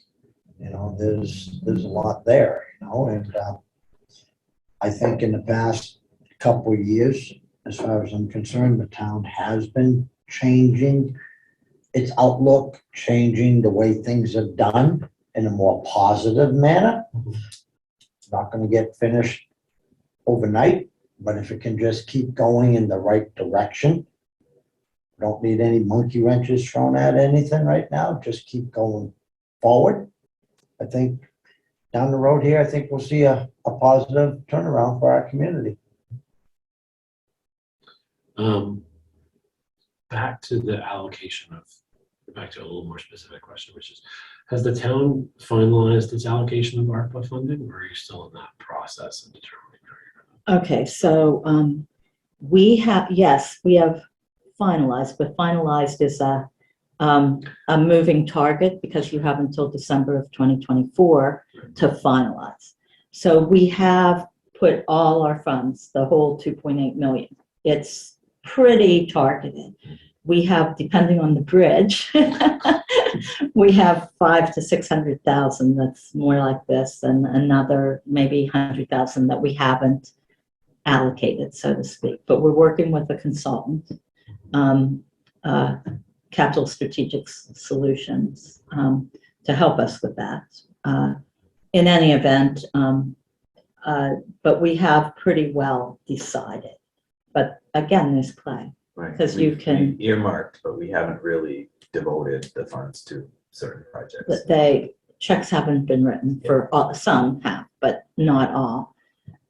We have 100,000 going to the Affordable Housing Trust to kickstart that, because we have a trust with no money, and a town meeting, we're hopefully transferring properties, the town-owned properties that the Town Properties Committee recommended and the Board of Selectmen agreed with. So it based on a town meeting vote, those will go in, and we can start looking at that with a little bit more meat to it than just, well, we have a trust. So we've done, our ARPA funds are pretty well targeted, I guess I would say.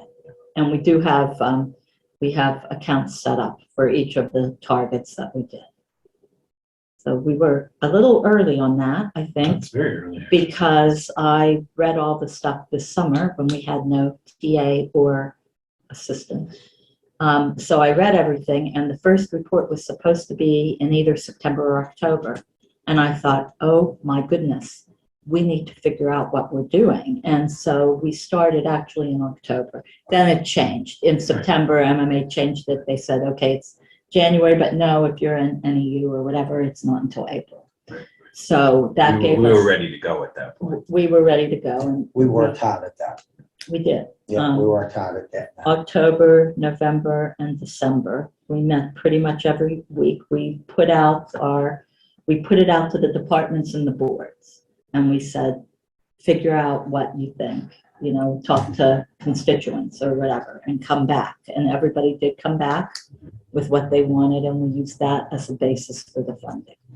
That's interesting. I mean, you're ahead of a lot. I know that Lowell at least is way behind that. They're not even close. I know that some communities did RFPs to the public and this and that. That we did not do that. I suppose we could have. I suppose in another year, if we still have money floating that is not targeted, Right. then we could, change that. But right now, And there's like the infrastructure, there may be money coming in there, so we need to shuffle Sure. things around and not really knowing, and as we are getting the information, things get moved, but I think we understand where the needs are and where the biggest bang for our buck is for right now. That's good. I think that's so we that's have a what whole you plan. had. Right along.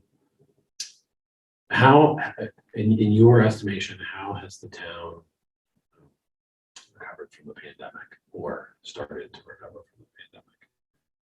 Economic development or Okay, I can speak to this from so with the CARES Act funds, we allocated some for housing assistance, rental and mortgage assistance.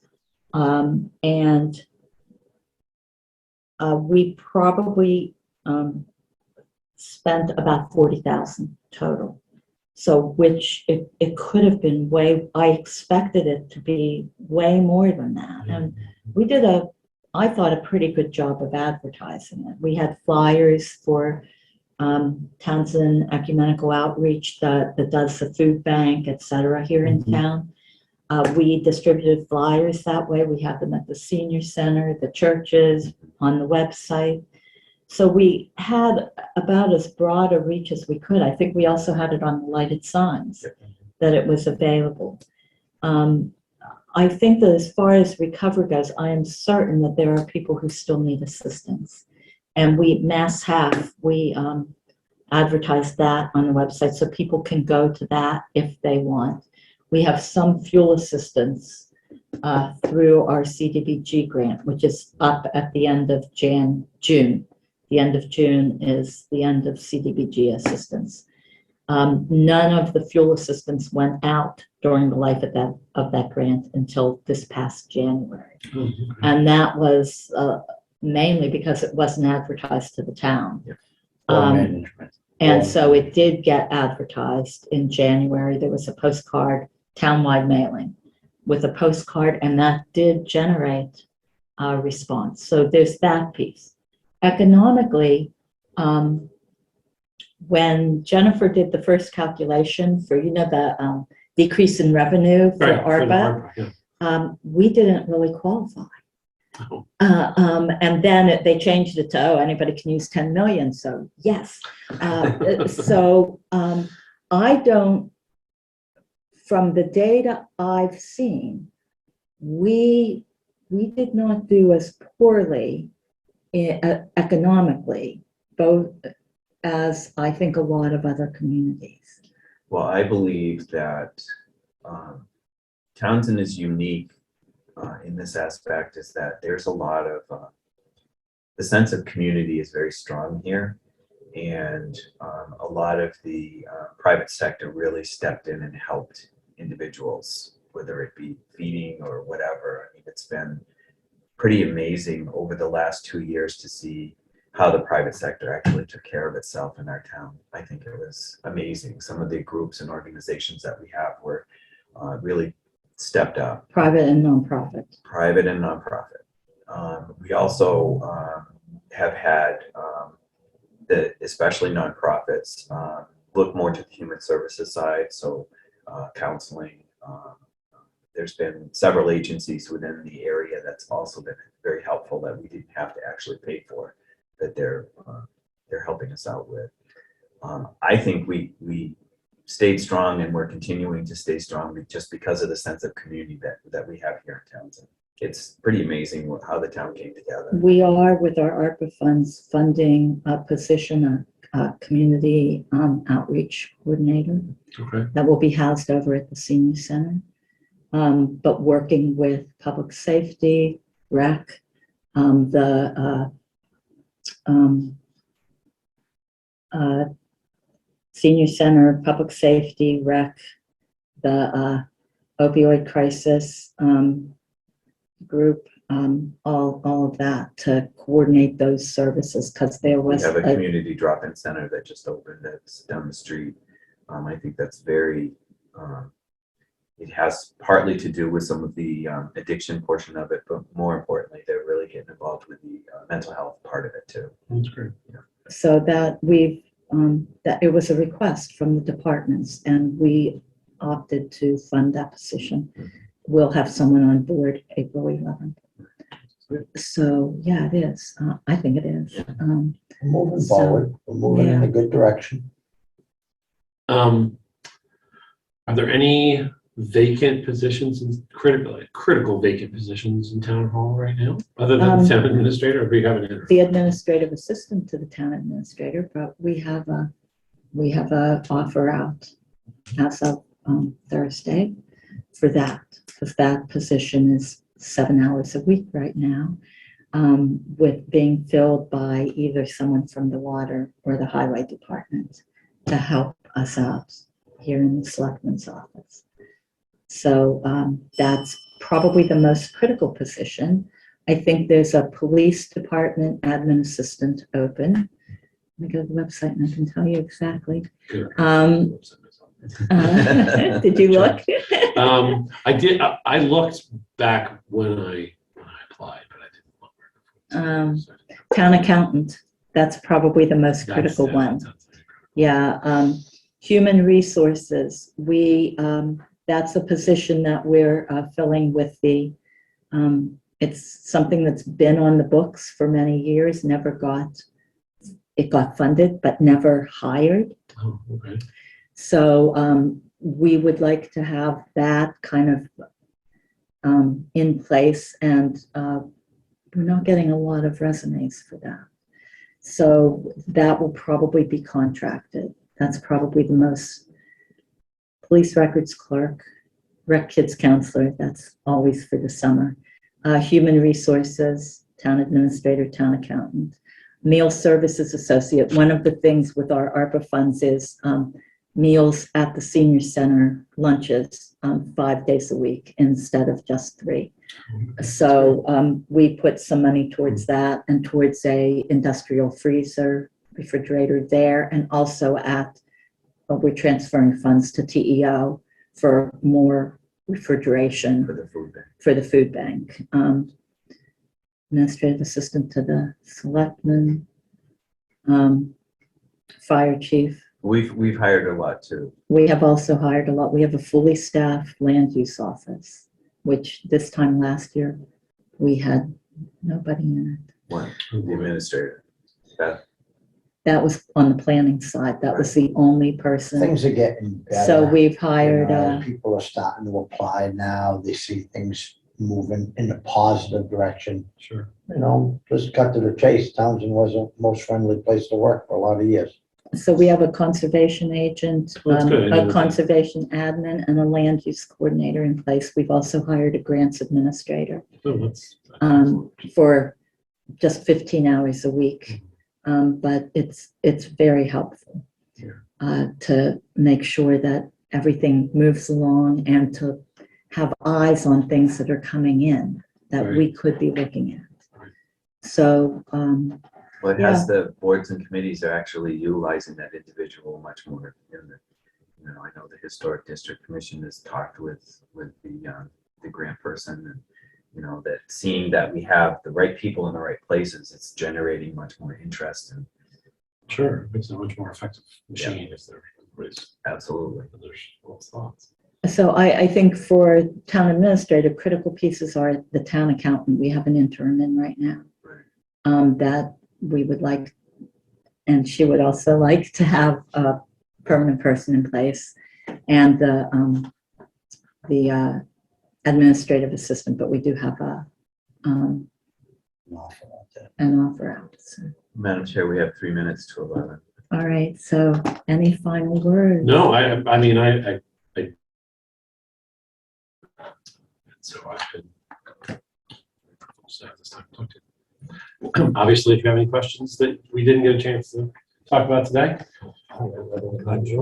Thank you very much. Pleasure meeting you.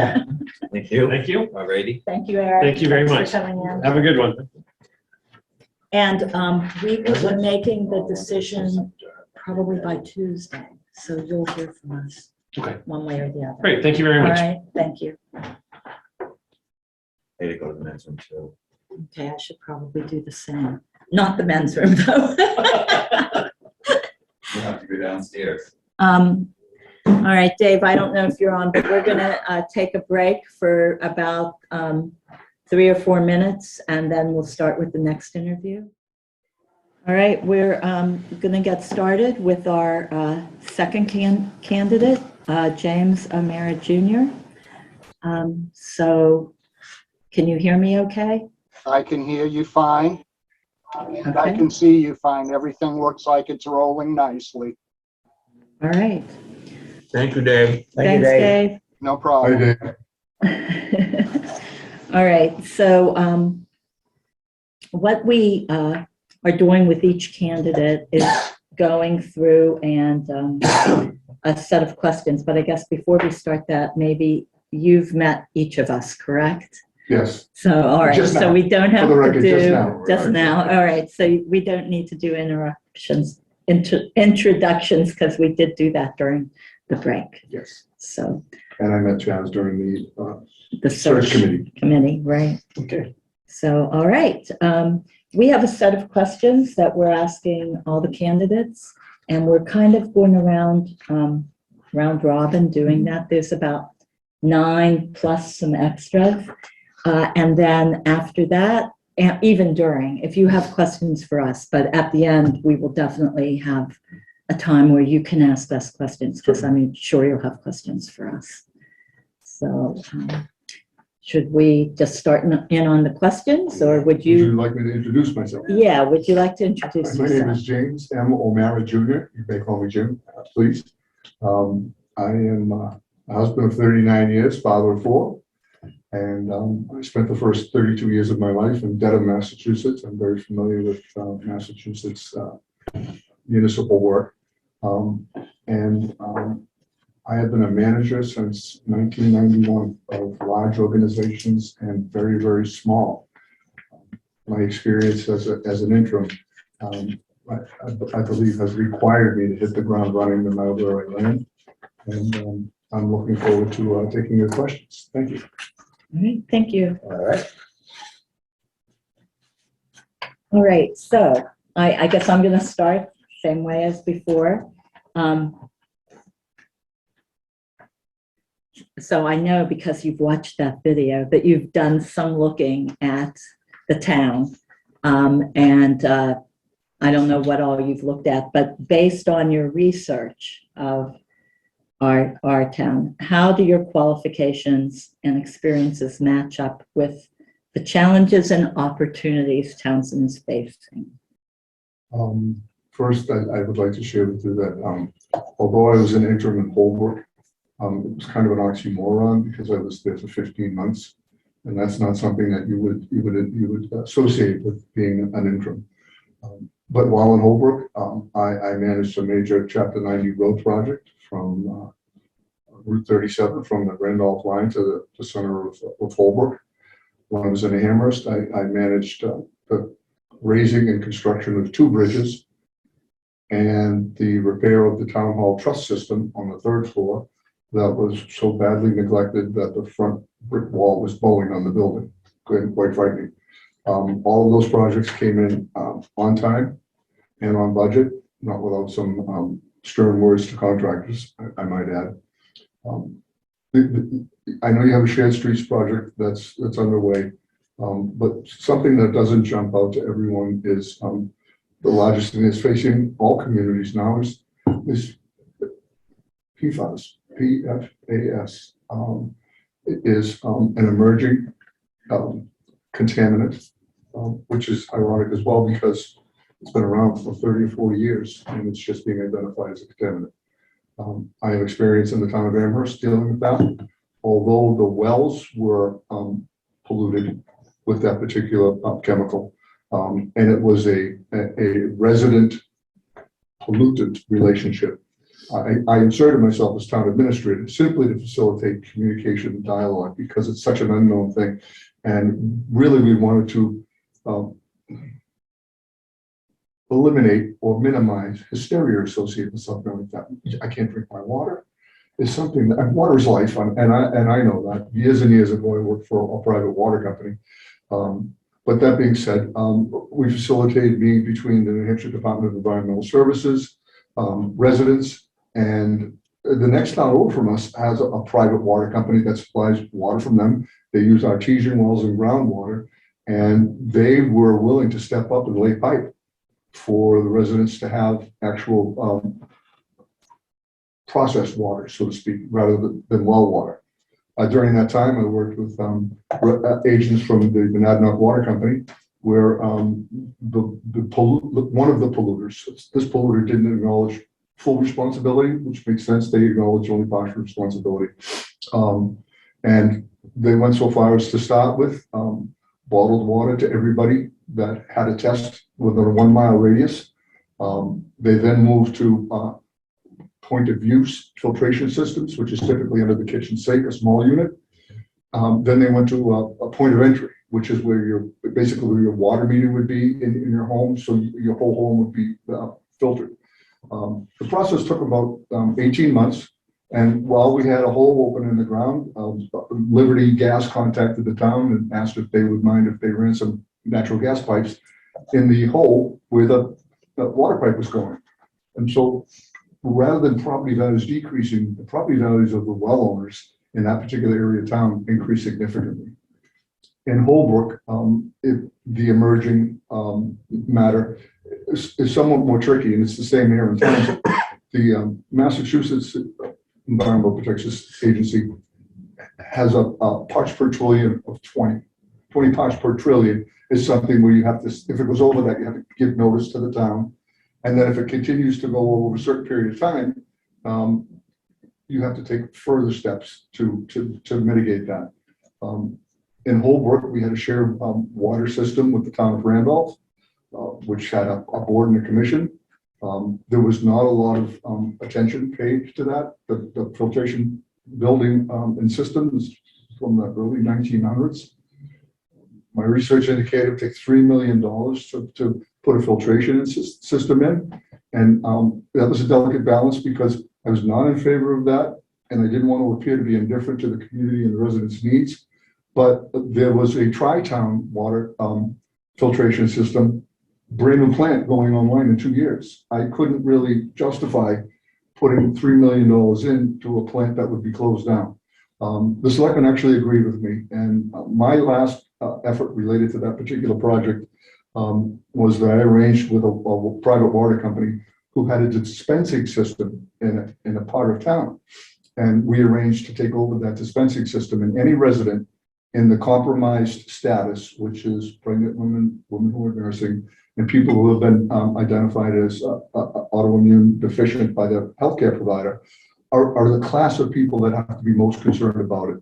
And when I left, that was a week away from going online where residents could go and fill jugs and buckets and whatever they needed to do.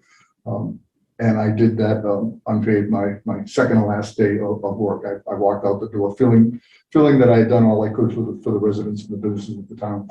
Towns is a border town. You're either southern New Hampshire or it's very rural.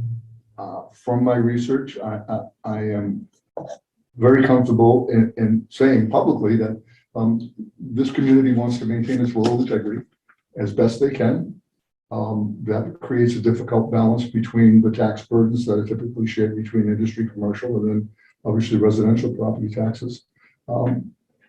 So it's a requirement of municipal government to start to look for ways to increase revenue, and also to be very prudent with the tax dollars that you receive from the residents. As I've said before, in many forums, aside from public safety, the second most important responsibility of a board of selectmen, you've heard me say this, is being prudent with the tax dollars, demonstrating to the community that you're doing the most that you can with the money that they give you each budget cycle. And budgeting happens to be one of my stronger suits. I've been involved in county, which is a step up from municipal, but municipal budgeting since 1991. So much so in depth that I knew line numbers in each department. I would go over budgets with department heads. And I would not present the Board of Selectmen with a budget that I wasn't comfortable in saying it's the best and the leanest that we can present to you, and you can feel comfortable going through it before it goes to the Finance Committee. I know in some communities, the Finance Committee has an elevated role, and sometimes they look at the budget before it comes to the board. The warrant is in fact the Board of Selectmen's, and what goes into the warrant is the Board of Selectmen's information. Anything having a fiscal impact to the community then should go to finance for their review and recommendation to town meeting. In Holbrook, it was kind of the opposite. The selectmen really took a double step back. And being the interim, I certainly was going to undertake that kind of challenge because it would be very difficult with personalities, feelings, historical way of doing things. But at the end of the day, this is the door that gets knocked on when something's wrong. And I share this with Jazz in the search committee. You, not unlike many small towns, have a lot of elected officials that are committees and commissions in town that have significant responsibility. Despite that, they don't report to you because they report to the voters. That's important to recognize because you need to cultivate relationships that are cooperative. You need to be working with these groups, or the town administrator should be working with these groups to be kept abreast without having to attend every meeting. I think that these committees and commissions should voluntarily, in addition to the minutes, kind of submit a report, maybe monthly or every other month. Here's what's going on. Here's what we've done. Here's what we're going to do. It doesn't have to be lengthy. It can be the chairman doing it, sitting at night having a cup of coffee. But it keeps the board in the loop. So when the door does get knocked on, you kind of have an answer, or at least something you could contact me and I should have an answer for when it comes to that. And by the way, that you out of town, you are the person who appears on the document that says defendant.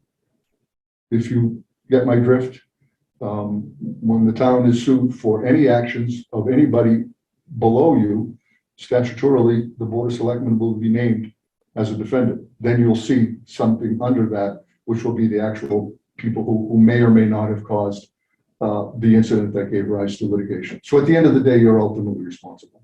And being a 3-member board, I think is extraordinarily difficult. I've worked with 3-member boards and 5-member boards. I pride myself in particularly in Amherst, where I had a 5-member board. The but they put it all on me. They said, you know what? We work, we're out of town. You're our eyes and ears. You're the face of the community and I mean, the town. And, you know, we expect you to be on the ball. And one of the ways that I helped the board become informed was that on Thursday evenings or Friday afternoons, I would shoot to each board member a one-way communication from the town administrator to each board of selectmen individually. No requirement for response. In an email, you pick up the phone, call me if you had a question, but I would write like a weekly update, just to give you a little idea of what's going on in town. And the updates would come from always the department heads to me. I would consolidate it and then send it off to the board of selectmen so that you're in the loop. I pride myself that you should never be sandbagged in the grocery store by somebody who knows more than you about what's going on in the town. That's a great topic. I just, I mean, let's face it, you really shouldn't have to know about somebody who is tardy. But if somebody wants to talk to you about that in the grocery store, about someone's punctuality, you can readily refer them to me. And then I in turn will refer them to the department head. My time in Amherst, I prided myself that when someone called to complain, I always asked, have you spoken to the department head first? Because that's who I'm going to go to when we finish this conversation. And if they say no, I encourage them to do that. It creates a chain of information, and I'm doing my job, although I'm not giving an answer, I'm directing the person to somebody who knows the most about the topic that they have a question about. So how's that for a short, brief answer? So again, I really think. That's a good one. But again, you really have to get behind it. And I don't think that when I say we, I'm talking about us. We can't wait for others to do something about that information about the PFAS, because it could create some hysteria. I saw it in Holbrook when people chose to not take action, which forced me to do it. We already had the hysteria about a year ago. Yeah. And we already had town meeting, and our water department is working on rectifying what needs to be rectified. We're ahead of that game. Yeah, we are. We did it earlier than was required by the state for a town of our size. Yes. We And also so- jumped on a lawsuit as well, class action lawsuit. Oh, you have a polluter. Um, Okay, good. Very good. So, and there's an article on the annual town meeting coming up in May for, to vote on the funding. Because we have to have that vote in order to get the funding through the first round of funding in the state of Massachusetts. Well, So, I will share with you that before I left Holbrook, I secured for them, you know, the American Restoration Something Act, they call it ARPA. I got them $2.4 million from the state in 2 installments over 2 years, not including the county funding. The federal government gave money to counties in the Commonwealth to be funneled down to the towns. When I left Holbrook, the county was really struggling with whether or not they wanted to administer that kind of money, which would require hiring people that they currently don't have, or giving it to the state and have them do it because they have the infrastructure to make sure the monies get out. By that being said, you're giving away political clout if you give it to the state, and you're losing your local gratitude of the voters. It's really, since it's being filmed, I think the community should know that the federal parts per trillion for PFAS, the 6 strands of PFAS, is 70 right, parts per trillion. Massachusetts is much, And we're at much more 20. stringent, Yes. yeah. And I think when you have an opportunity to have a public hearing, that's important to invite the Mass Environmental Protection Agency to come in, and not only to educate, but to explain to them all the good things that the town of Townsend is doing in response to this. We already did that. We already did had that last We've year. already had that public meeting. We've had the state, we've had everybody in. And we did have someone who spoke. We still are working very closely with disseminating the right information to our townspeople.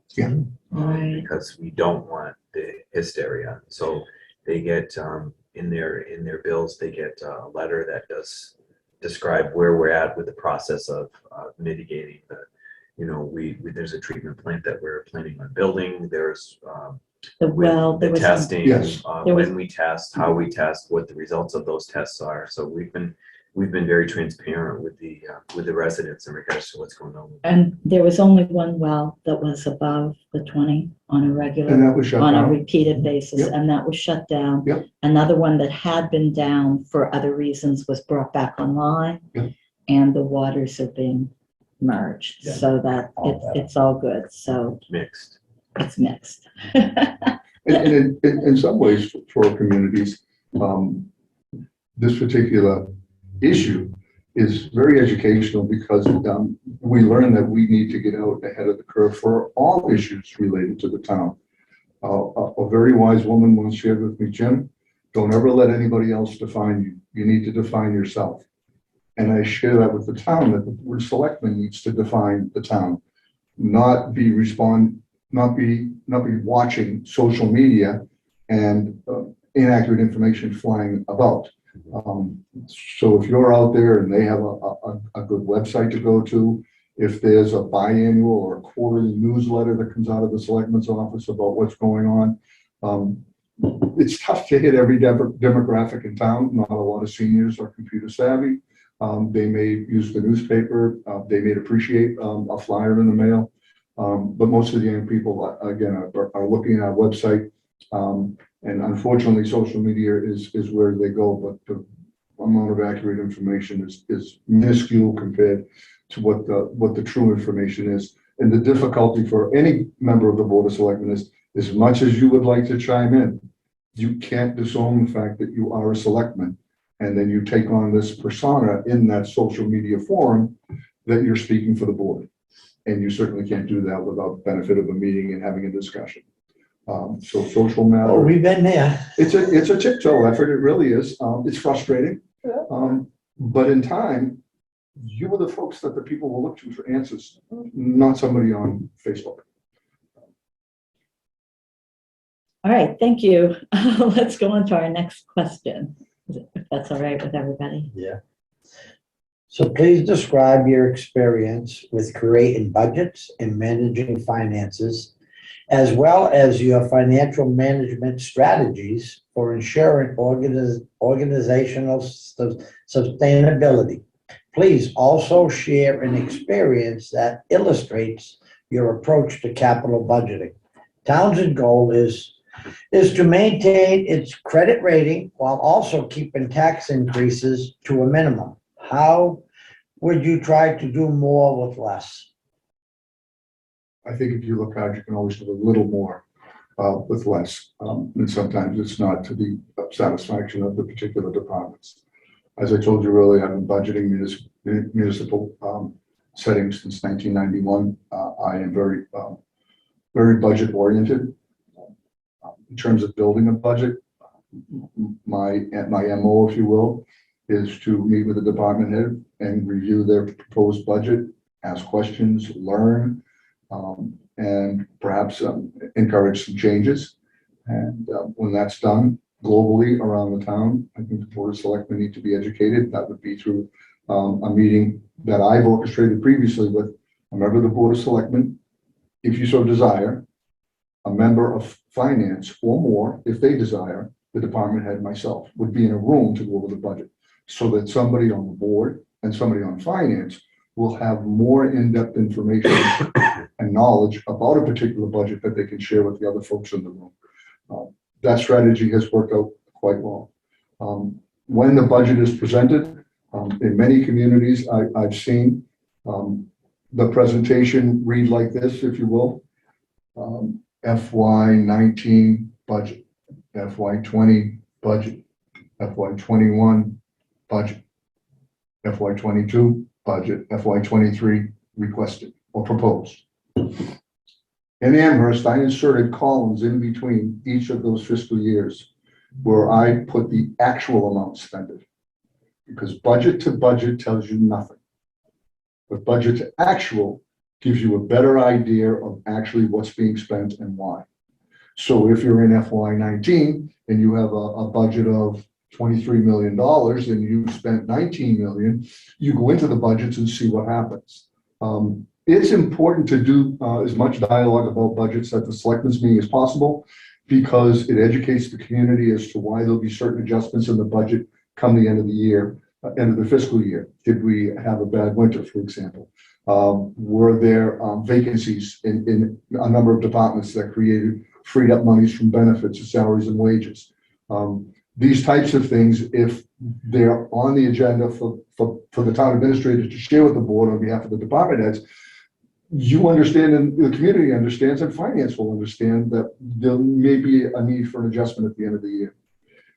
I started a project in Amherst. I did it in corrections in Hillsborough County with the various department heads that reported to me.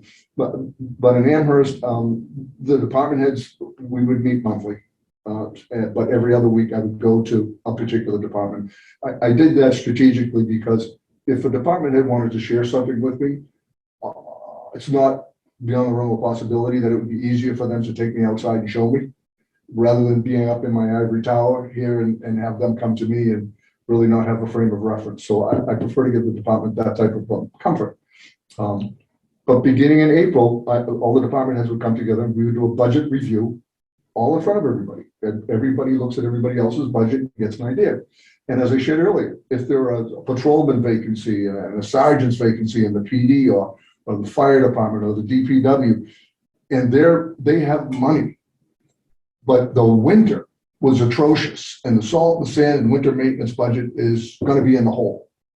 There are ways to look at town-wide savings that can be shifted to, obviously with the appropriate approvals, to the areas that need the monies.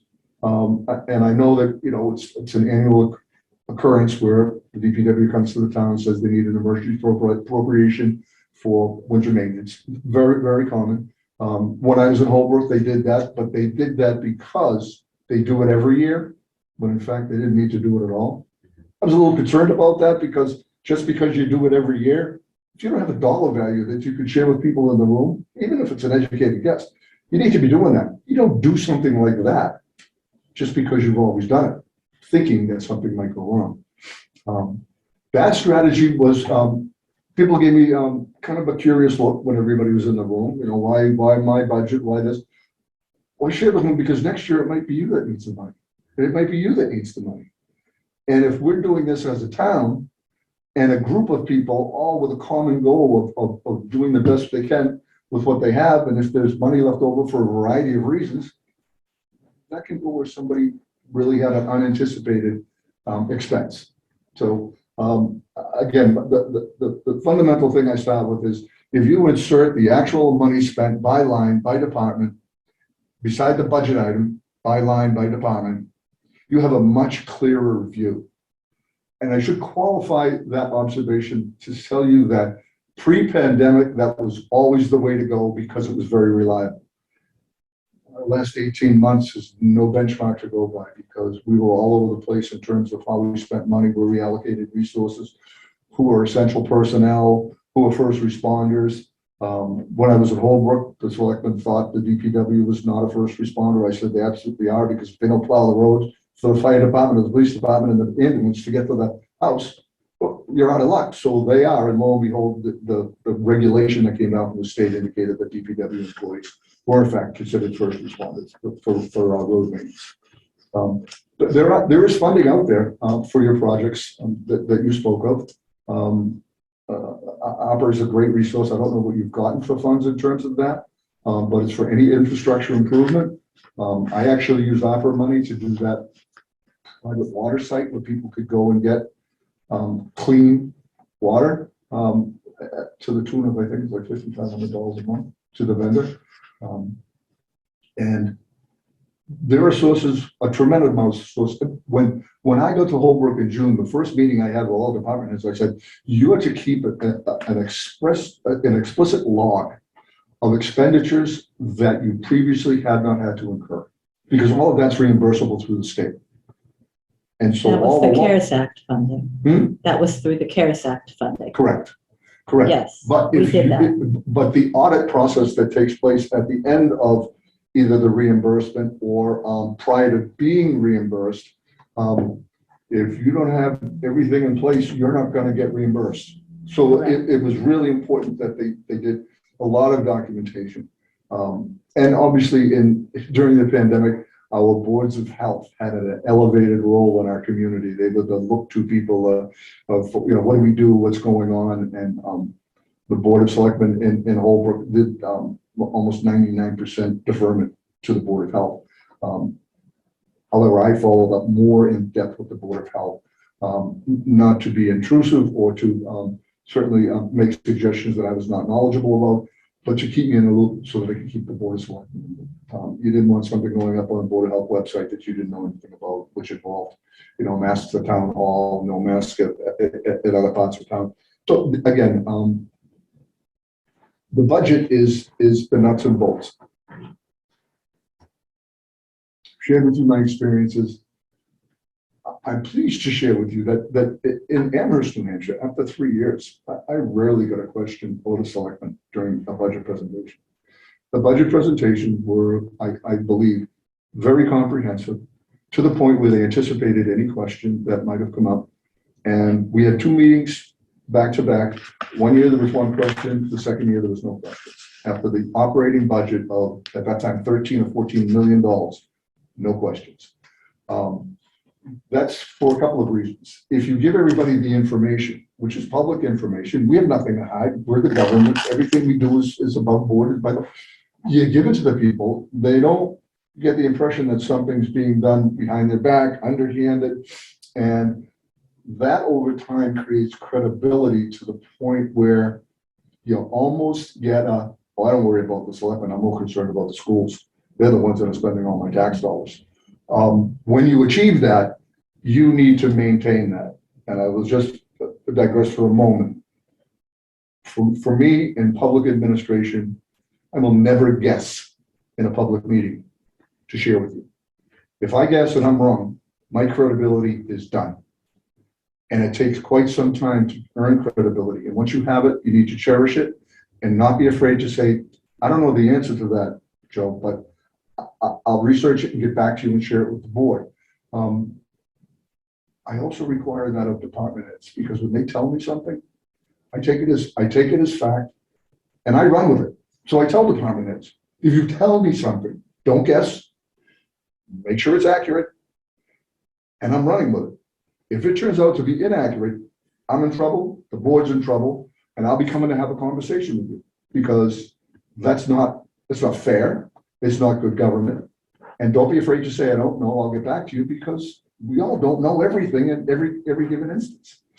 But again, I think my strength is budgeting. And I will share with you, and I did with the subcommittee, it was not uncommon for me to go into the AP batch before they were processed and pull out a stack of invoices, go to my office and look through, and just not looking for intentional, but sometimes people make mistakes. We all make mistakes. And if I see that a particular chair was, a piece of office equipment was coded to the oil line for heat, I mean, that's an honest mistake. You can get that fixed right away. So it's kind of like a spot check. My spot check resulted in, and I shared this with you, Chaz, I caught a department head misusing the town credit card by my spot check. I saw the credit card bill. I saw charges to commonly known apparel places that weren't consistent with uniforms. And I did some investigating, and within 2 weeks, the police chief had a package from me. The only thing missing was a bow, and he was able to execute a search warrant at the employee's home. And he was arrested a week after that for felony theft. Concern, obviously, taxpayers in town going, geez, Jimmy, you asleep at the switch. The Board of Selectmen, what are you doing to prevent something like this? It's good to find things and fix them, rather than let things go on unchecked. And so I'm an advocate of, when I find something like that, there's really no good face you can put on it, other than it's not happening again in this particular department. So finance is not something that I am easily, how would I say, I don't easily buy into things that aren't in paper, in writing, in front of me. So I think that segues us to question number 3 pretty well. Yeah, that.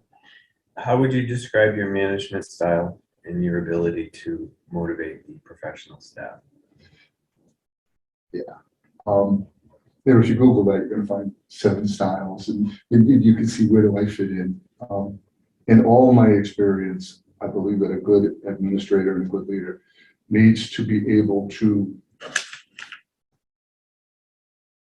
utilize every particular strategy in any given situation. And I'm not trying to skirt the question, but I see myself as a coach.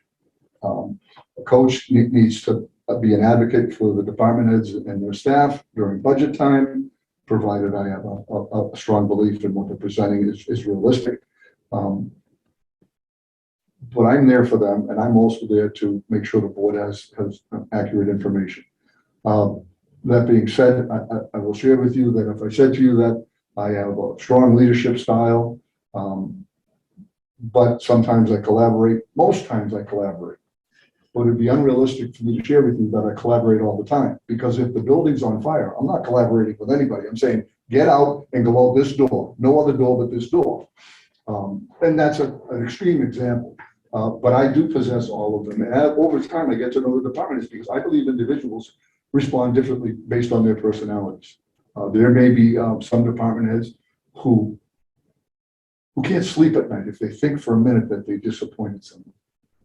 And that would be a strategy where I would approach someone who made a mistake, not earth-shattering, nothing requiring discipline. And that my approach would be, I'm kind of disappointed that you missed something like that. That's almost kind of a no-brainer for someone of your talent. That problem's fixed. That person will never do that again, because they felt like they disappointed me and the board and the town. There are others who like to push back, and that's okay. I like pushback, because my style then becomes the 3 whys. Well, I need SCBA's for my staff because we have 3 new people starting. Okay, why? Why are there 3 new people starting? Well, because the budget was approved and we have 3 more people. Why did you need those 3 more people? So I ask a lot of whys in that process, and sometimes that comes across as being a little stern and rigid, but it's a way of me understanding and gaining knowledge that I can share comfortably, having met with the department heads. So Chad, I use them all when they're appropriate. I am not heavy-handed by any stretch. I can tell you that after 30 years in corrections and the last 10 or 12 in a municipal setting, I've only raised my voice 10 times, and that includes in a jail setting. In a jail setting, if you raise your voice, you lose. Somebody's already won. That being said, in a municipal setting, it was only out of an absolute issue that came up that was going to be out of my control, that didn't need to happen.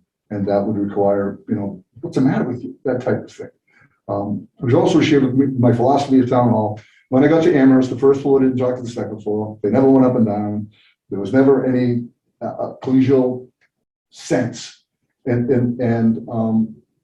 within my first week, I came from down the stairs, second floor to the first floor, said hi to the clerk, the collector, and people in assessing and planning.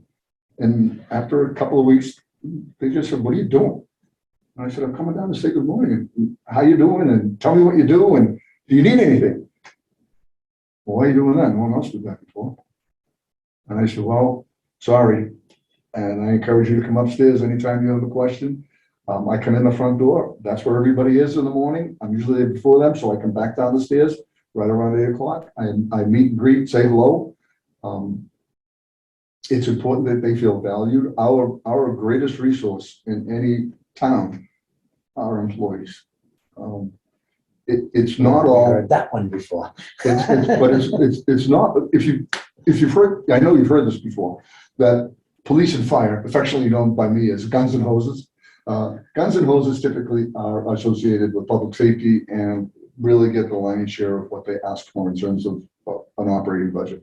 The DPW, on the other hand, my experience is they can't do anything right. They're not open mailboxes in the wintertime. They don't do things right. So understanding these things helps you approach things in a very, very knowledgeable, broad way.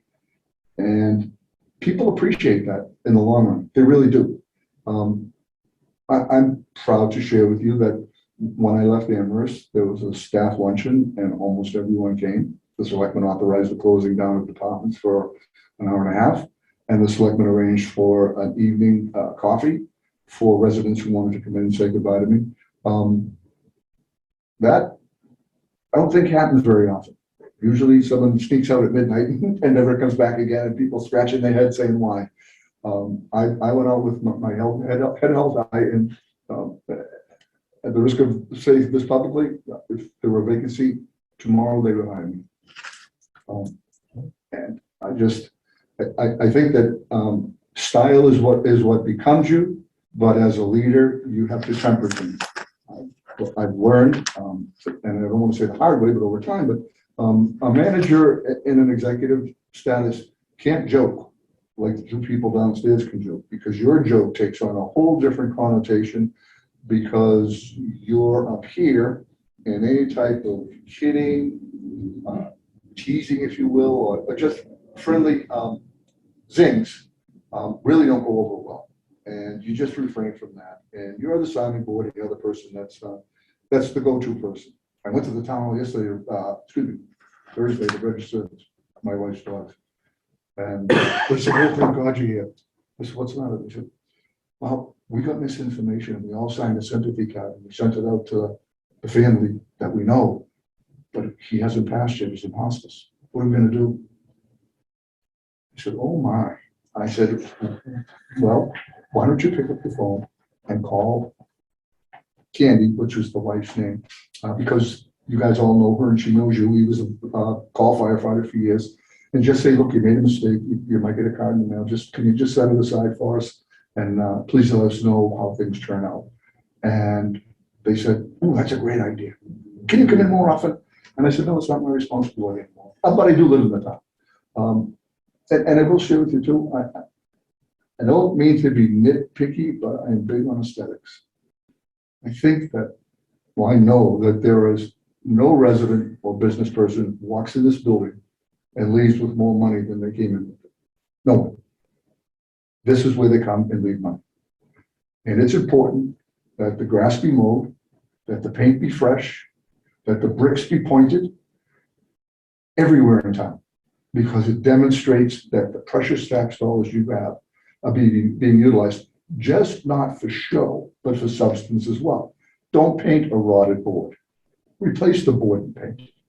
That'll get you more mileage down the road, and it's more cost effective to act that way. I mean, you used to walk around the building at town hall. Now, it's a little smaller than this place, but I'd walk around the building and pick up butts. And if I can do it, everybody can do it.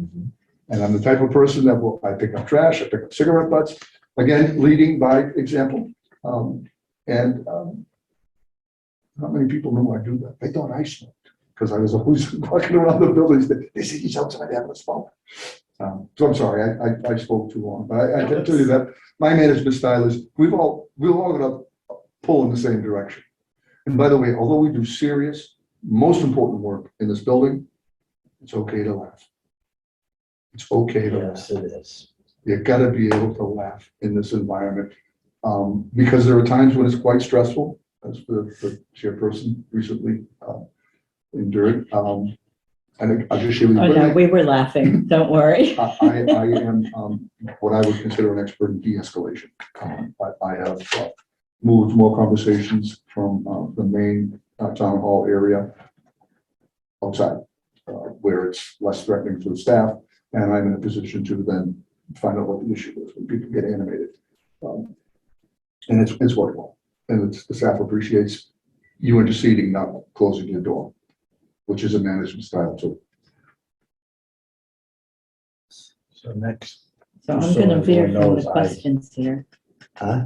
I'm going to veer from the question list. Why do you want a permanent position? You left a permanent position in Amherst. Yes, And you've worked, well, I see where you went for, it seems like they were kind of interim positions, and that's what it's been. So why would you want a permanent position here? When I left Amherst, I thought I was going to a permanent position. I did not know, I should have, I'm from Massachusetts, that there are political ramifications that are associated with working for an elected official. I went to Norfolk County, Massachusetts, because I had 8 years in the Massachusetts retirement system in Norfolk County. And 2 more I'm vested, and I would be receiving benefits that if I happen to leave this earth, my wife would then have.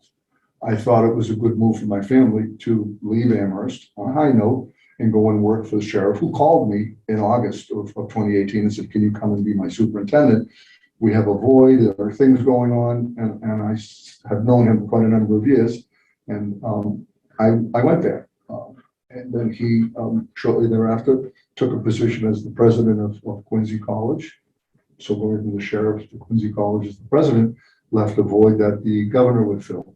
Massachusetts is a historic Democratic county, and we have a Republican governor. He put a Republican temporary sheriff in, and I was the greatest thing since sliced bread for about 7 months. And then when he started to get more comfortable, the phone started to ringing.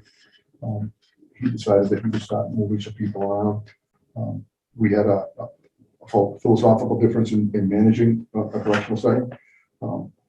So I just decided, short of being asked to leave, I might as well just turn my resignation in and leave. So I thought it was a permanent position that I was going to. I start my interim work when MRI gave me a call when I was no longer at the jail. And I got an opportunity to see a whole variety of communities. For all intents and purposes, my time in Holbrook was full-time. They capped me at 40 hours. They paid me an hourly rate. They ran me through payroll. After about 4 or 5 months, they gave me 1 day off a month. I could have holidays off pay. So for 15 months, I treated it as full-time employment. And I was looked at as a full-time employee, but they were shortchanging themselves because I haven't worked 40 hours in 25 years. It's usually 50 or 60, and that's where they came up short because they capped me at 40. I can't do anything for free, especially when I thought it was spiteful when they capped me. It was kind of some internal political stuff. So I'm looking at 6 to 8 years. I told the search committee when I went home, my wife said, why don't you tell them 10? So she doesn't want me hanging around the house. My bride is the director of special ed in Mason, Mason Elementary School. Friday they had pizza from Patriots. So I'm learning about the border of relationships that the towns have. But with that being said, I prefer full-time employment. There may be a point in time where my wife may want to retire, and I would like to be in a position to have benefits for her and me. So it's benefit driven more than economics. And I'm young and healthy, and I do think that I have a lot to give to the community who's going to bring me in. Okay, I'm just going to say this. You realize that we do not have retiree health insurance in Townsend. Well, you have to pay 100%. Well, for example, if somebody retired out of the DPW after 25 years, according to Townsend policy, The retiree has to pay 25%. no, the employee pays 25, the town pays 75 of active employees. For active, we do, yes. Retirees, the employee pays 100% of the insurance premium, but it's less than getting it on their own because you have a group setting where the costs would go down based on numbers. Only for cover. Hmm? Only if you cover, not I beyond. read the policy last night, I'm sorry. So you're saying I'm wrong. I don't know enough so I couldn't answer that. Okay, I'm gonna, okay. Because I thought that was one of the issues that we had when the police chief was retiring. It We was. didn't have the health insurance, and we had to go through that big, town went through that big rigmarole to do something for a little bit, blah, blah, blah. I may be wrong too, but. I didn't mean to get that involved. in Yeah, no, it's all right. No, And I just want to make that clear. Yeah. I do not believe we pay retiree health insurance. well, we don't, as far as I know, No, no. it's not in our budget. I know that. We know that for And a I fact. know, I just wanted to throw that out there. Yeah. So, okay. Next question, where are we at? Where are we? Number 4, I think. Want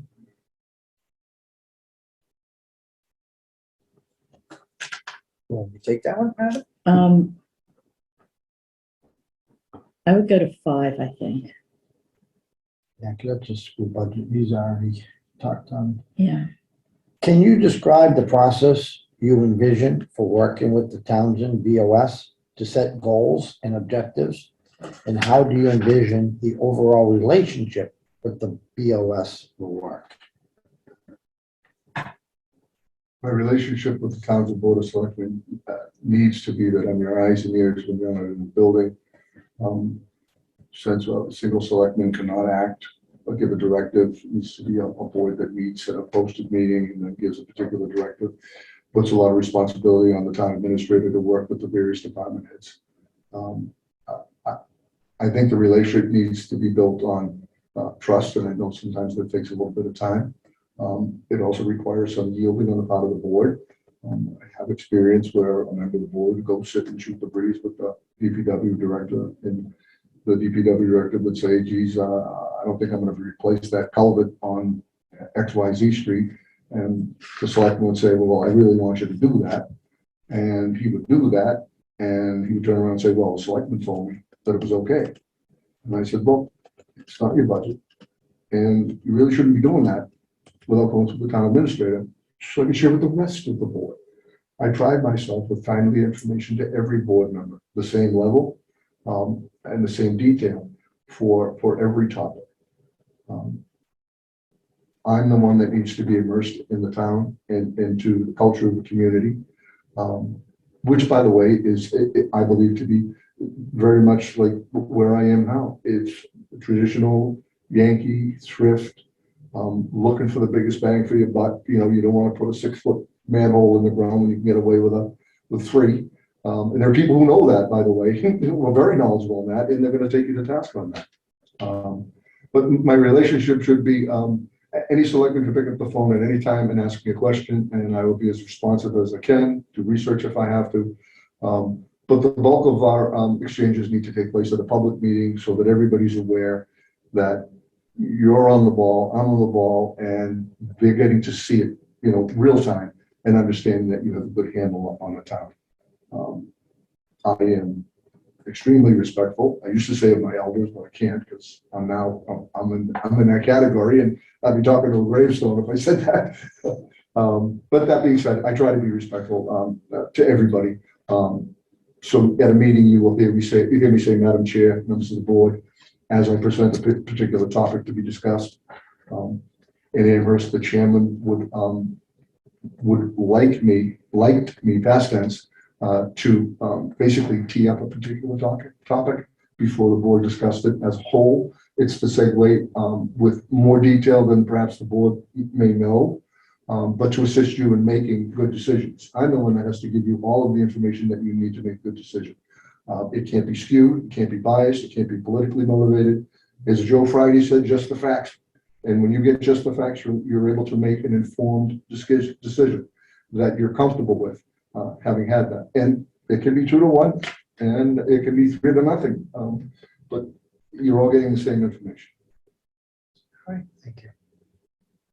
So describe for me, if you will, your understanding of the difference between a town administrator and a town manager.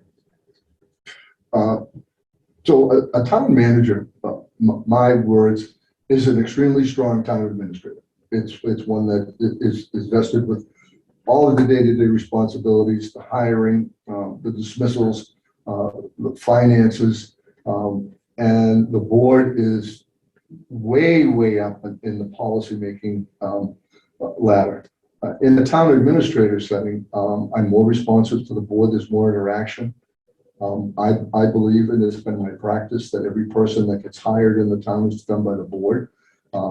The screening may not be if it's an entry-level employee and the department has done due diligence and recommends a particular person for a position. I believe that the board needs to approve that. Part of that thought process is without a public record creating the hiring, they shouldn't be on your payroll, they shouldn't be on your health insurance, they shouldn't be on anything. So everything comes to the board. Now, in Amherst, it was unique because our fire department is kind of like an association. And they were over here doing their own thing and they had 2 FTEs and a lot of call folks. And anytime there was a vacancy within the ranks, they would have a meeting and then they would do something. And they sometimes had a process in place involving interviews, et cetera. And I said, look, I have no problem with you guys doing what you're doing. You've been doing it for 100 years. But when you have a candidate that you want to bring on board, or you have a candidate that you want to elevate to a lieutenant's position, well, let the Board of Selectmen do it in a public meeting based on the recommendation of the chief. We're going to elevate Jim O'Mara to the rank of lieutenant and truck 10 at the South Fire Station. Chief gets what he wants. You really can't have a complaint about it, but the board's involved. So that's the association piece, which is kind of quirky. Everything else is, it's straight out. You know, you folks are the hiring authority in town. And by the way, I also think you're the dismissing authority in town. Based on recommendations, which is obviously something that is tempered slightly by the fact that if it's an emergency, somebody can be sent home for the safety of the employees and the public. But if something is that drastic, it needs immediate action. It would obviously be take the action, follow up with each board member, let you guys know what's going on, and then at a meeting, between that incident and the meeting, have a more formal investigation so that you have better information to take action. But my relationship is, my style's always been collaborative when it came to the board. I don't have an ego. I just don't. I'm happy to give you guys information and you can make a good decision. If it's something I disagree with, I won't say a word, just to my wife. And that, but you know, listen, that's life. It's the way it is. And I'm pretty good at it. I'm pretty good at it. And then follow up to that is the, what had been established well before this board in town is that the selectmen have been split to liaisons for certain departments and all of that kind of stuff. What are your thoughts on this? Just the way it was in Amherst. Liaisons sometimes created that difficult situation where the department head will follow the direction of a single selectman, and it's contrary to the other 2 board members' thought process. I'm not involved. If you want a town administrator that's in the know and you're going to retain the system of liaisons, it's important to keep the town administrator in the loop. I wouldn't go so far as to instruct the department heads not to speak to an individual selectman. That's just heavy-handed. But if you're going to be asking me questions about the various departments, it's critical that I be involved in the conversations. But again, not a cup of coffee. How's the kids? How's things going on? But liaisons to the technical aspect can create a little bit of difficulty. That's the way it's always been. I would just ask that I be included in the conversation when it comes to operational decisions, not quasi-social things that are going on. In Amherst, the selectmen, within 2 or 3 years, agreed that the liaison system was something that they did not want to do because they felt it was unfair that one selectman knew more about a department and wasn't sharing than the other 4. And that created a little bit of hostility amongst the board members. And what they did was they said, Jim, we're going to rely on you for the information. So we're not going to do liaisons anymore. At budget time, it was a quasi liaison where a board member would go and sit with a particular department, finance, town administrator, and department head. So it existed, but not to the degree of the operational interactions that take place. Okay. The system that we have, our liaison system, is we have 3 different categories: public safety, general government, and elected officials. Yep. And whoever be appointed to what. And the way it's set up with us is, you know, if I'm public safety, so I can't go into the police station and make any demands. I can't say, hey, you need to do this or do anything like that. I could go in, hey, how's everything going? You know, any big concerns you think need to be brought to the board. From there, we have our meetings. It comes down, public, any information on public safety. Yeah, no, fire department's going good, or police department is doing good, they had a problem with a cruiser, but, so everybody knows, that's how our system works. You know, they go to different meetings, different people sit in, you know, so for us, I think our public safety, our liaisons really work very well, because I don't think in the 15 months I've been here, we've ever seen any kind of, you know, anybody giving any kind of directive to have anybody do anything, you know, so maybe ours is a little bit different than what may be up there, but I think it's, Those were isolated instances, Yeah.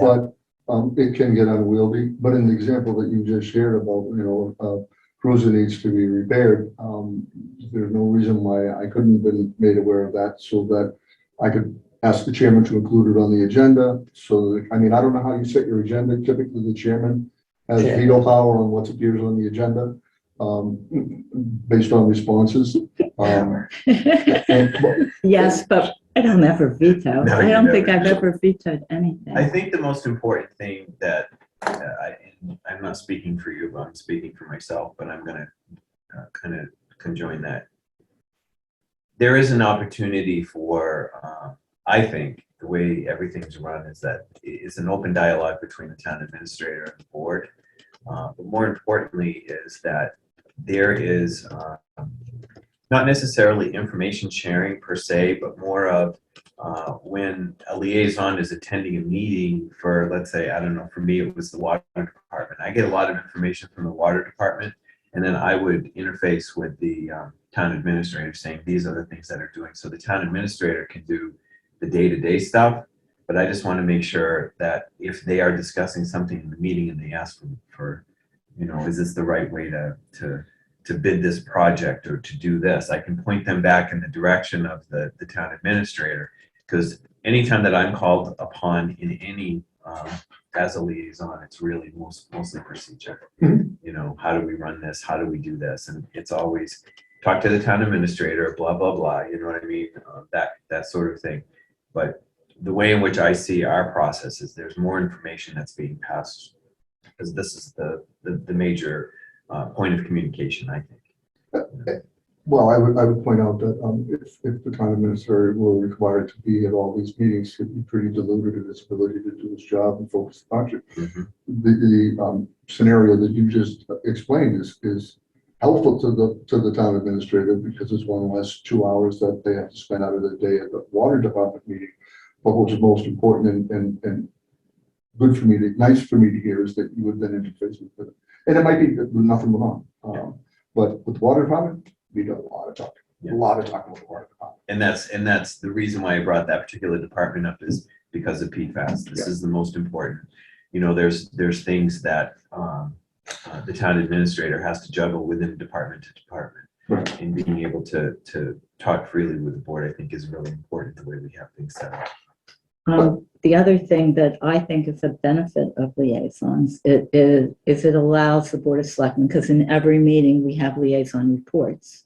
We have general government, we have public safety, we have elected, essentially, boards and committees. And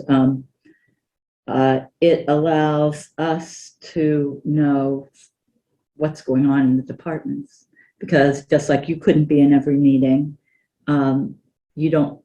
the town administrator doesn't necessarily give a report on what every department is doing. It just allows us to have a discussion about where are things. yeah, I mean, It's not necessarily it isn't to direct the department Right, no, at all. but- It's and to what- have an idea of what's going on in town. But what I saw was, and I'm not saying that this is going on in towns, and it sounds like it's not, is that people would go and meet, and amongst things that are going on, oh, by the way, there'd be a small side dialogue about an operational thing. And it never got reported, like you just described, as an agenda item. And we had an agenda item that just said liaison reports and no one would speak. And so that was creating a void, and you don't want something on the agenda where no one kind of speaks to. But it sounds like you've got it covered. You have it as an agenda item. And, you know, there was one selectman who always said, I went to a planning board meeting, they talked about this, this, and this. And the other people would just kind of sit back and go, "I'm not gonna say Sometimes- anything." Well, it depends Well, on, sometimes we don't. There's We don't nothing, go she to may meetings. have, he may, I may, but all depends what goes on. But I think for us, and I hope it continues, and I'm sure it will, that is a great open dialogue for the Board of Selectmen to be able to know, keep all the board abreast in all our meetings. Well, I also see that it's important for the individual departments, and I'll speak for recreation, for instance. They're now taking applications for summer rec. Can you say something on, you know what I mean? So now they're Mhm. coming to me to bring forward to the board, whereas they felt they couldn't bring these issues before. You know, and I think that's really important as well, that the communication that, you know, they're being able to bring it forward. Well, I'm glad you brought up rec. Rec is, the seasonal influx of employees is sometimes very overwhelming. To the point where when you're hiring high school age kids to work at a playground or in a particular program, the selectmen in Amherst actually asked me to do that they didn't really want to get involved in a part-time, temporary, seasonal person. Just that I let them know that the recreation department hired, and I would read a list of young people. I think that the system that you have sounds like it's very workable. I wouldn't want to find myself in a position where I was being held accountable for something that I had no knowledge of. Right. That, and if Neither do we. right, Yeah, absolutely. we don't wanna. Absolutely. May I just ask a question? Sure. And my question is for you, Joe.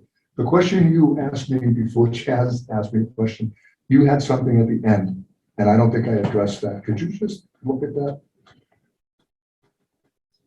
How do you envision the overall relationship with the BOS will work? Was that the last one? Yeah, Mhm.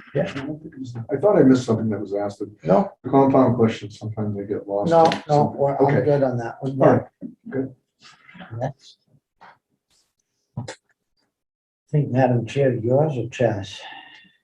I think it's me, right? Yeah, You asked the asked. GA question.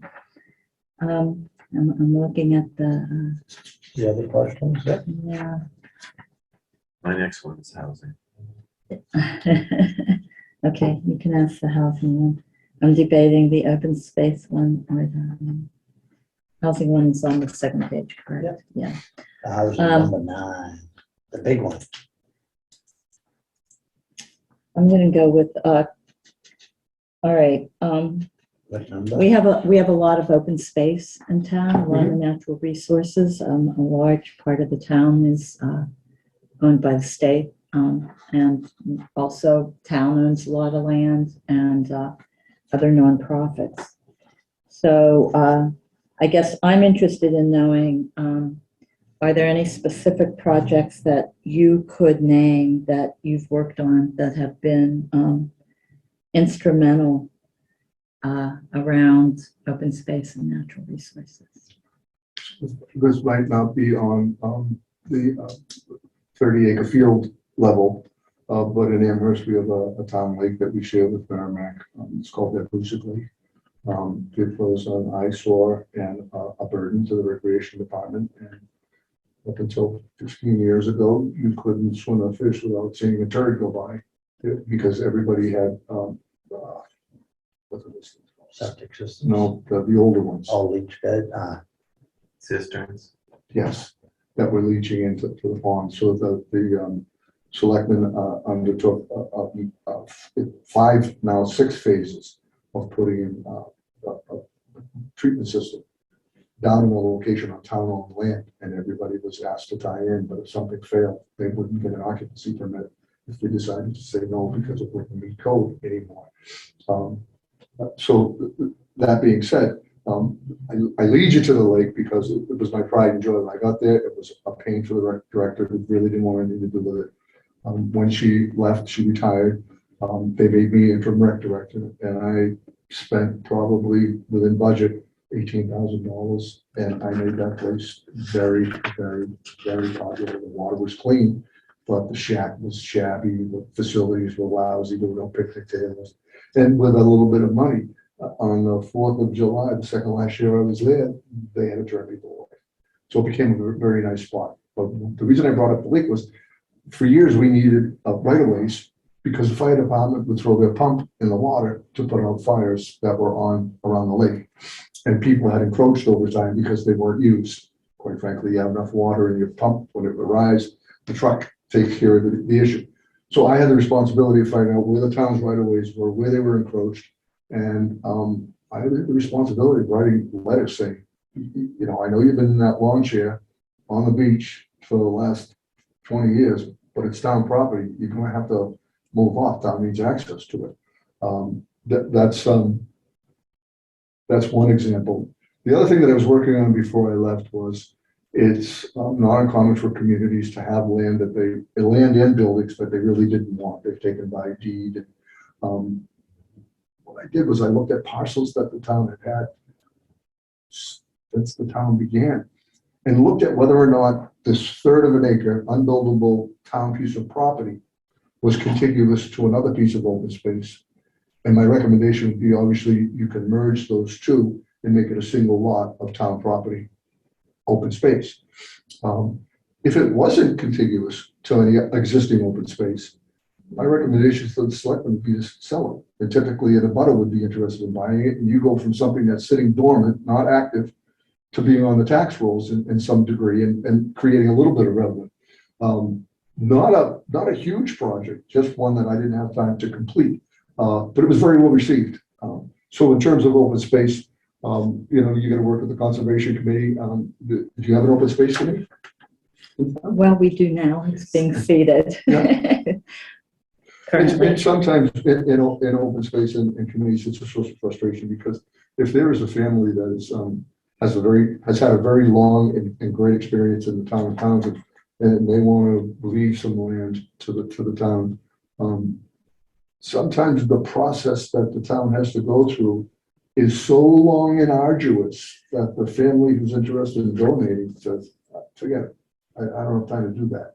We heard in our town a lot of times that they couldn't, you know, you can't get close to a P&S with anybody if you don't have the money in the bank. No one's going to do it. What the town did was they set aside by virtue of a warrant article, basically money that you would call a starter money. That so if properties came up in town that somebody were willing to, even the closing process unbudgeted couldn't happen. So these monies were for closing. These monies were for nominal fees that might occur to access a piece of property that was being donated. Amherst has a good amount of open space, and open space is consistent, obviously, with the rural agrarian nature of Townsend. And your land use boards are responsible really for making sure that those things don't get violated by way of development. That would be correct. Jazz, you want to take number 9?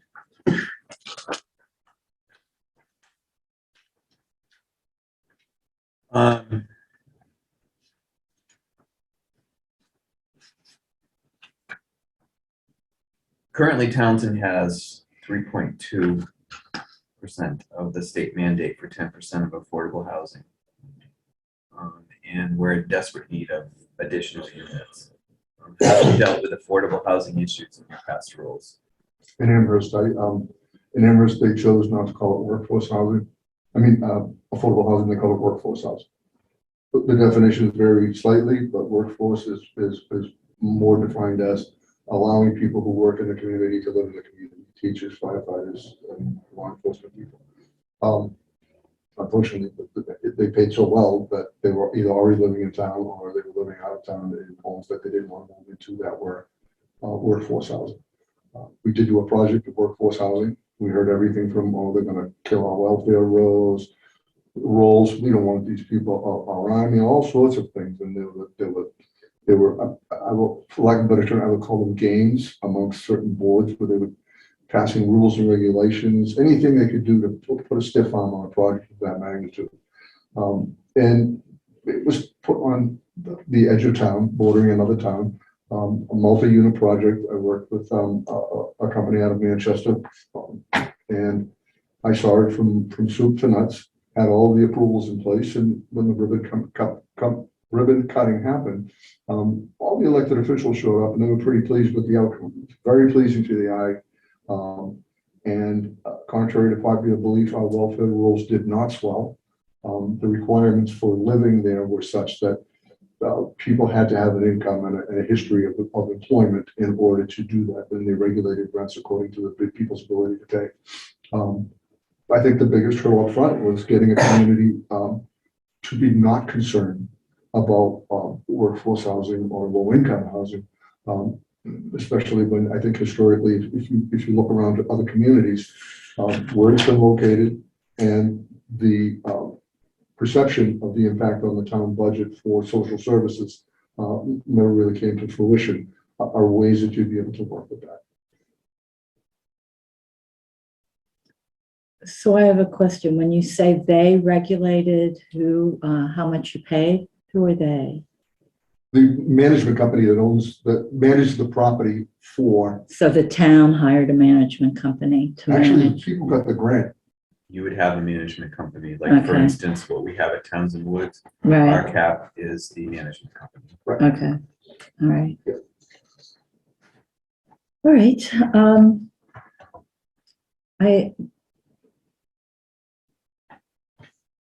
so I guess, define success, or what would a good day as a town administrator look like here in town hall? Everybody goes home safe. World's changed. It's a very, very different world. I think that we need to be cognizant, not overly cognizant, but aware. I am self-aware and environmentally aware that I'll get to know faces over time. I miss not waving to the UPS guy or asking the FedEx guy how his kids are, or going to the post office and grabbing the mail. These little things that made Amherst homey and warm for me, at the same time, left the town considerably vulnerable in access to the town hall in terms of the building and the way it's structured. You have a big building here. So I say getting home safe at the end of the day is kind of a broad way of saying that we need to be mindful that, I will go back to since 9/11, everybody's been a little bit kind of jiggy. There are more types of people who are displeased with government as a whole, large and small, and these folks will do everything they can to push your buttons. They will do everything they can to disrupt the orderly business of a particular government meeting or function. So that's my broader goal. A good day is if everybody smiles. It doesn't have to be hell to work at the town hall and for the town of Townsend. And I might add to it, they say, Jimmy, the town administrator, you're the face of the community. You know what?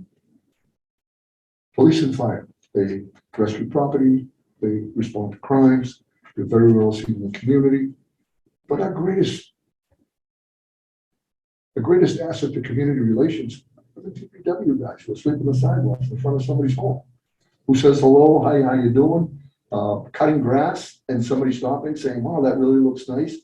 These are the interactions where the community says, oh, wow, that's really nice. When I first went to Amherst, DPW workers were ordered not to communicate with the residents. I was very disturbed when I found that out, but I only found that out as time went on. And, I implemented the thing at the DPW because, and I'm digressing, the foreman said, we're going to give you an order, you go and do it, then you report back to me and I'll give you another order. So if the order was to go get a down tree off the road, and he had to drive over 3 trees to get to the down tree, and 3 trees back to go back to, couldn't do anything to those 3 trees. That's how rigid it was. So I implemented a 20-minute rule that every DPW employee who's driving through the town to a project, to an assignment, who sees something that needs to be fixed, and it'll take 20 minutes or less, they'll stop and do it. And we loaded trucks with certain tools and implements to do things like that. It empowered them. They had autonomy and pride that they never had before because they were just robots. And in addition to having a single order in the morning and then coming back at 10 saying, what do you want me to do now? It's just, there's no management there. It's just, there's no planning, there's no nothing. So there are little things that you can do. My second year in Amherst in June, we pulled the trucks out of the fire barn. My language is kind of antiquated. We call the fire barn. And I cooked hamburgers and hot dogs for every town employee. We set up tables inside the barn, employee appreciation day. Never happened before. And I left in 2018 and it hasn't happened since. This much of effort goes a long way. I mean, saying hello, recognizing somebody's efforts, hey, that looks great. They kind of pump up a little bit. And I'm not being disingenuous when I say that. I know that people feel better about themselves when their accomplishments and their efforts are being recognized. And I'm a big fan of not waiting till evaluation time, whether it's good or bad. You kind of want to keep people on top of the game and not hide everything in your breast pocket till evaluation time, where people feel like they've been sandbagged.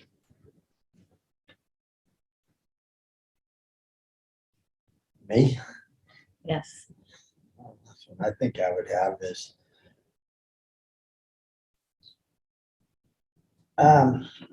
what would be your reaction or plan if a department had called you to say, I want X fired?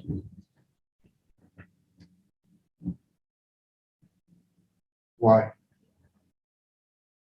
That's, That would be my first question. He's given the answer. Why? I know, that's what I'm Why? saying. I mean, I don't know how many unions you have in town. PD's probably unionized. I don't know if I DPW think we have 3. is 3. Are the workers in the town hall organized? There are 5 unions in town You'll hall. see from my resume, I have extensive experience with labor. I've been on the New Hampshire Public Employees Labor Relations Board longer than I care to say. I think I'm in my 4th, 6-year term representing management's interests. Decisions that we make at the board are appealable only to the state Supreme Court.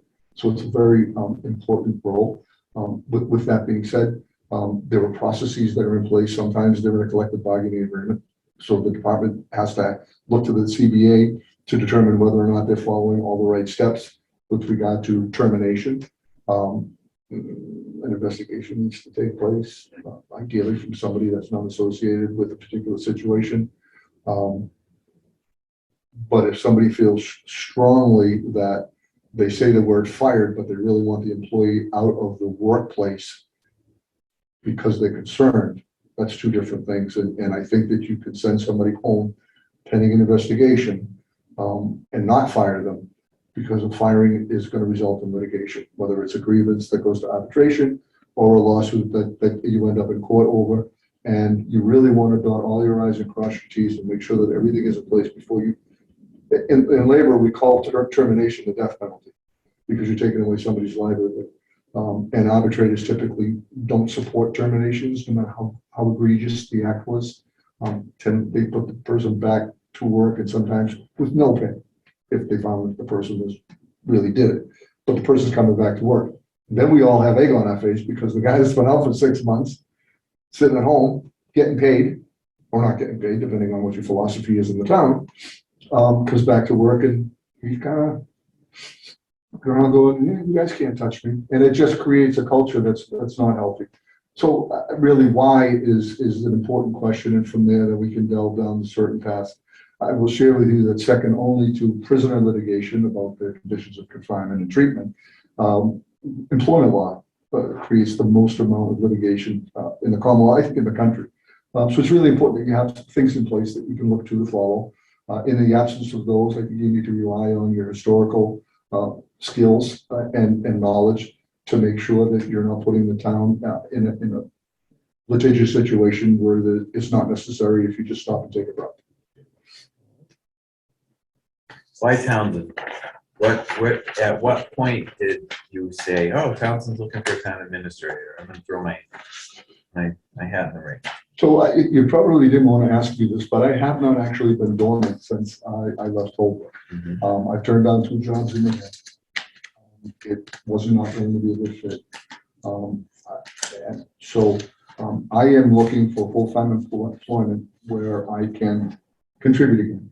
I know it sounds cliche, but I enjoy helping people, all kinds of people. And Townsend is a community that I could go up close to my house in Holbrook. And I'm not being joking. In town administration, it's either feast or famine. There'd be 2 years where there'd be no vacancies. And then, within 6 months, there's Dunstable, Lancaster, Townsend, Brookline now. I was really not looking for another interim job. I want a full-time job. I want to be immersed. I know that Mr. Perry, and I know what it's like to be an interim too, because you got to kind of tell the board of selectmen, I can handle the low-hanging fruit and do what I can, but I can't get into the big stuff because I don't know how long I'm going to be here. And my priority may not be the next time administrator's priority, might not even be a board priority. But I'm looking for full-time employment. I want to be immersed. And even though I lived in Amherst and was the town administrator in Amherst, it wasn't all roses. I never got a break. I couldn't go to a dinner party or a cookout or even to the transfer station without someone grabbing me and saying, what about this, this, and that? My wife used to say, are you on the clock? And so, but I didn't, that really didn't bother me. But I had no problem going in on a Saturday or Sunday in Townsend. I have no problem participating in the Memorial Day observance. I think it's important for your town administrator to be there. Maybe the board does or does not. I just think it's important for somebody from town hall to be at these things. I don't know that I'll make every concert, but I haven't heard a military band in a long time, so I'd be willing to go on to the common and see that. The things that go on in town that people can say, oh, that guy's a town administrator. Is he? He doesn't have a tie on. So, you really have to be, you have to get to know people. And I'm easy to get to know, and I'm honest. Honest to a fault. In Amherst, I was known as, you may not like what he has to say, but he will always tell you the truth. And people like that. And you also become a touchstone for people who don't really know where to go. And I'm always happy to help. But Townsend is close. My wife called me on my way here. She goes, why'd you leave so early? 20 minutes. My daughter's in Brookline. I told you my wife's in Mason. Geographically, it creates opportunities on the social side for me not to be so far away. Although when I was in Holbrook, I lived with my mother-in-law Tuesday, Wednesday, and Thursday. I can't possibly get the amount of time that I enjoyed with her back. So I'm kind of glad it happened in a way. But Townsend is not without its challenges. I shared with Chaz in the search committee, there's not a lot of information that you can get. And I'm not big on the newspapers. I find that typically they're one-sided now. It's not like old journalism where you got a he said, no, by the way, go to the opposing side. So you could give a balanced story. It's typically one-sided. And that's just not fair. Townsend is a small enough community. Have you crested 10,000 yet? No. Okay, so you're under 10,000 people. So, I mean, it's folksy. It should be nice. And God, I don't mean this in a condescending way, but there's nothing wrong with being neighborly. Nothing. In this day and age, with all that's going on around the world, around the state, nice to have a nice town. And That's what we're trying to keep in Townsend.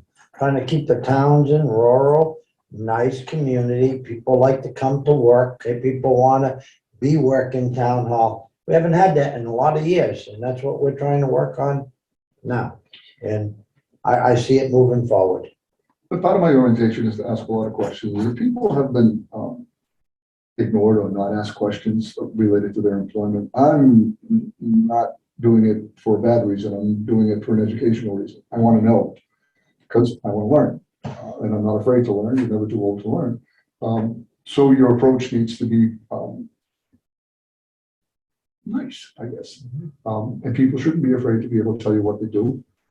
It's not unusual for somebody who's been doing it for 20 years to say, I do it like this if I could. And that's interesting to me because the line people know the most about what they do every day. And the further away you are from the doer, the less you know, and the less you know what's advantageous. And so that's my story. So do you have questions for us? I don't really have questions. I will go back to something that I said earlier. That was important to me. That was a very, very important piece of wisdom that I carry with me. Is you have to work hard I did. You did. To not let others define you. It's very, very important that you be the touchstone that they go to when they have a question, not to go on Facebook. Facebook is fine to find the cheapest gas price in the Commonwealth. Don't get me wrong. But it's not the place where you learn about government information, government project, a town doing a road. We did a bridge project where we started it and the contractor tore it down. Then the state pulled all their funding for roads and bridges in New Hampshire.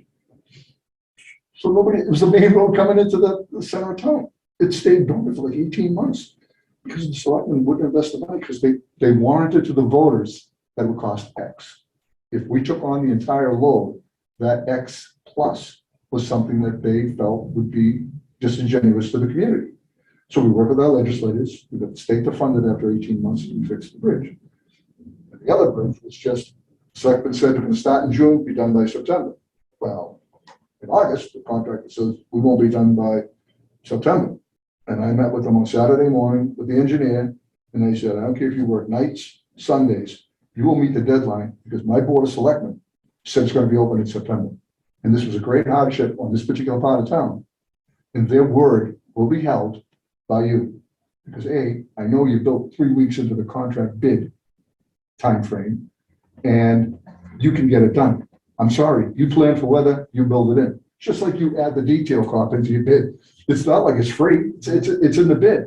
And with that being said, they understood it. Engineers representing the town's interest were kind of horrified at my approach, but I was pretty upset. They gave the word based on what you said. You're going to keep your word. And tell me if you can't do it now, you can leave. I mean, engineers are focused on the how and the mechanics going into the project.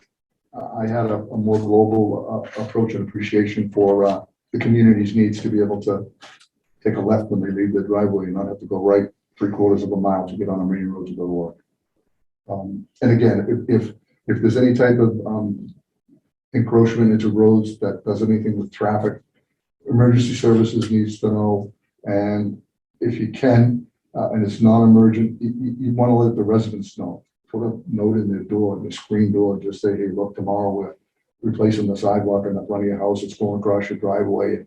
You know, you might want to leave before 7 and come home after 4. You know, little things that they, just a small amount of time.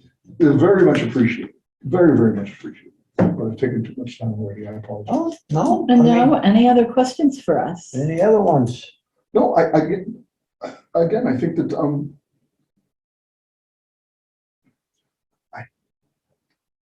I'm only making observations. I don't have questions because if I ask a question, I don't want to insinuate that something's wrong.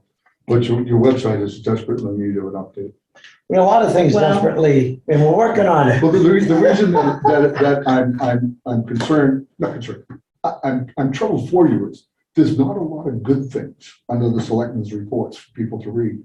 And they go back as far as 2015. And at some point they need to be archived where they're just not right there to click on.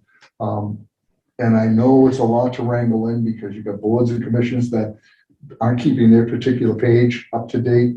But there are strategies to address that. Well, we're working on it, Madam Chair. Everyone's working on it. We got a web person We hired a web person. to just kind of this week, start, so. just Yeah, started. and the good thing is you've taken that step.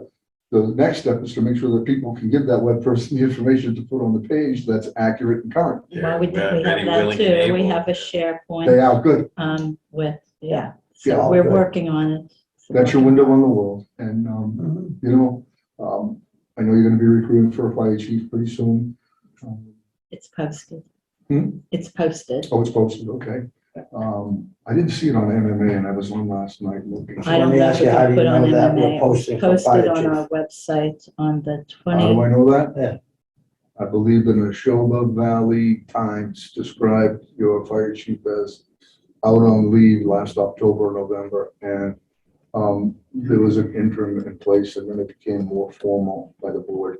And it wasn't the first deputy, it was the second deputy that was promoted with the backing of the first deputy chief's, not blessing, but confidence that he or she could do that. And that creates a vacancy that if it's not posted, even if you have an internal candidate, people on the outside looking in thinks it's a done deal, and you're not getting the best, most qualified person. So it's a vacancy that's very important at the time. The police records clerk was posted yesterday on MMA. Yes, so The fire chief isn't up here, but it is on our website. So it's posted there. Yep. So, All good. Well, I don't have any more questions. You? I have no more questions either. I thank you very much for your Saturday morning. So thank you very much. Well, thank you for your time. Appreciate it. Thank you. I don't know if I told you, Jim, but we are recording this. I did tell you Yes. that, right? Yep. And it'll be posted after our third interview, which is Monday night. Okay. And so we'll know probably Tuesday. Do you have a timeline that you can share with me? We're interviewing one more on Monday. We have a discussion in the Monday meeting. Again, this is a in-person meeting. It's not it'll be taped. And then we have an executive session. So we have a discussion of the candidates and then an executive session for us to discuss salary, et cetera, et cetera. After Monday's meeting? After Monday's meeting, Okay. yeah, and on Tuesday, we should have a decision. I don't know yet, but I do have on the agenda for our regular Tuesday meeting, I have an appointment. Appoint town administrator contingent on a reference check and successful contract negotiations, and another executive session for that night. So we should know on Tuesday Okay. and be able to let you know one way or the other. It's a big decision. I wish you the best of luck. So, Thank you. thank you all. very Same much, we here. appreciate it. I better take one. Thanks, David. Yeah, Yes, they're take the good. peach ones. I hear they're good. Thank All you. right, so at this point, is there a motion to adjourn? Because we are in a meeting, and we just lost Joe. He must have run out for a quick break. He needed to go to the, Yeah. So should I wait for him to come back, or can we adjourn? two is a quorum. So I make a motion that we adjourn at 12:42 PM. 3:02 p.m., and I will second that. All those in favor?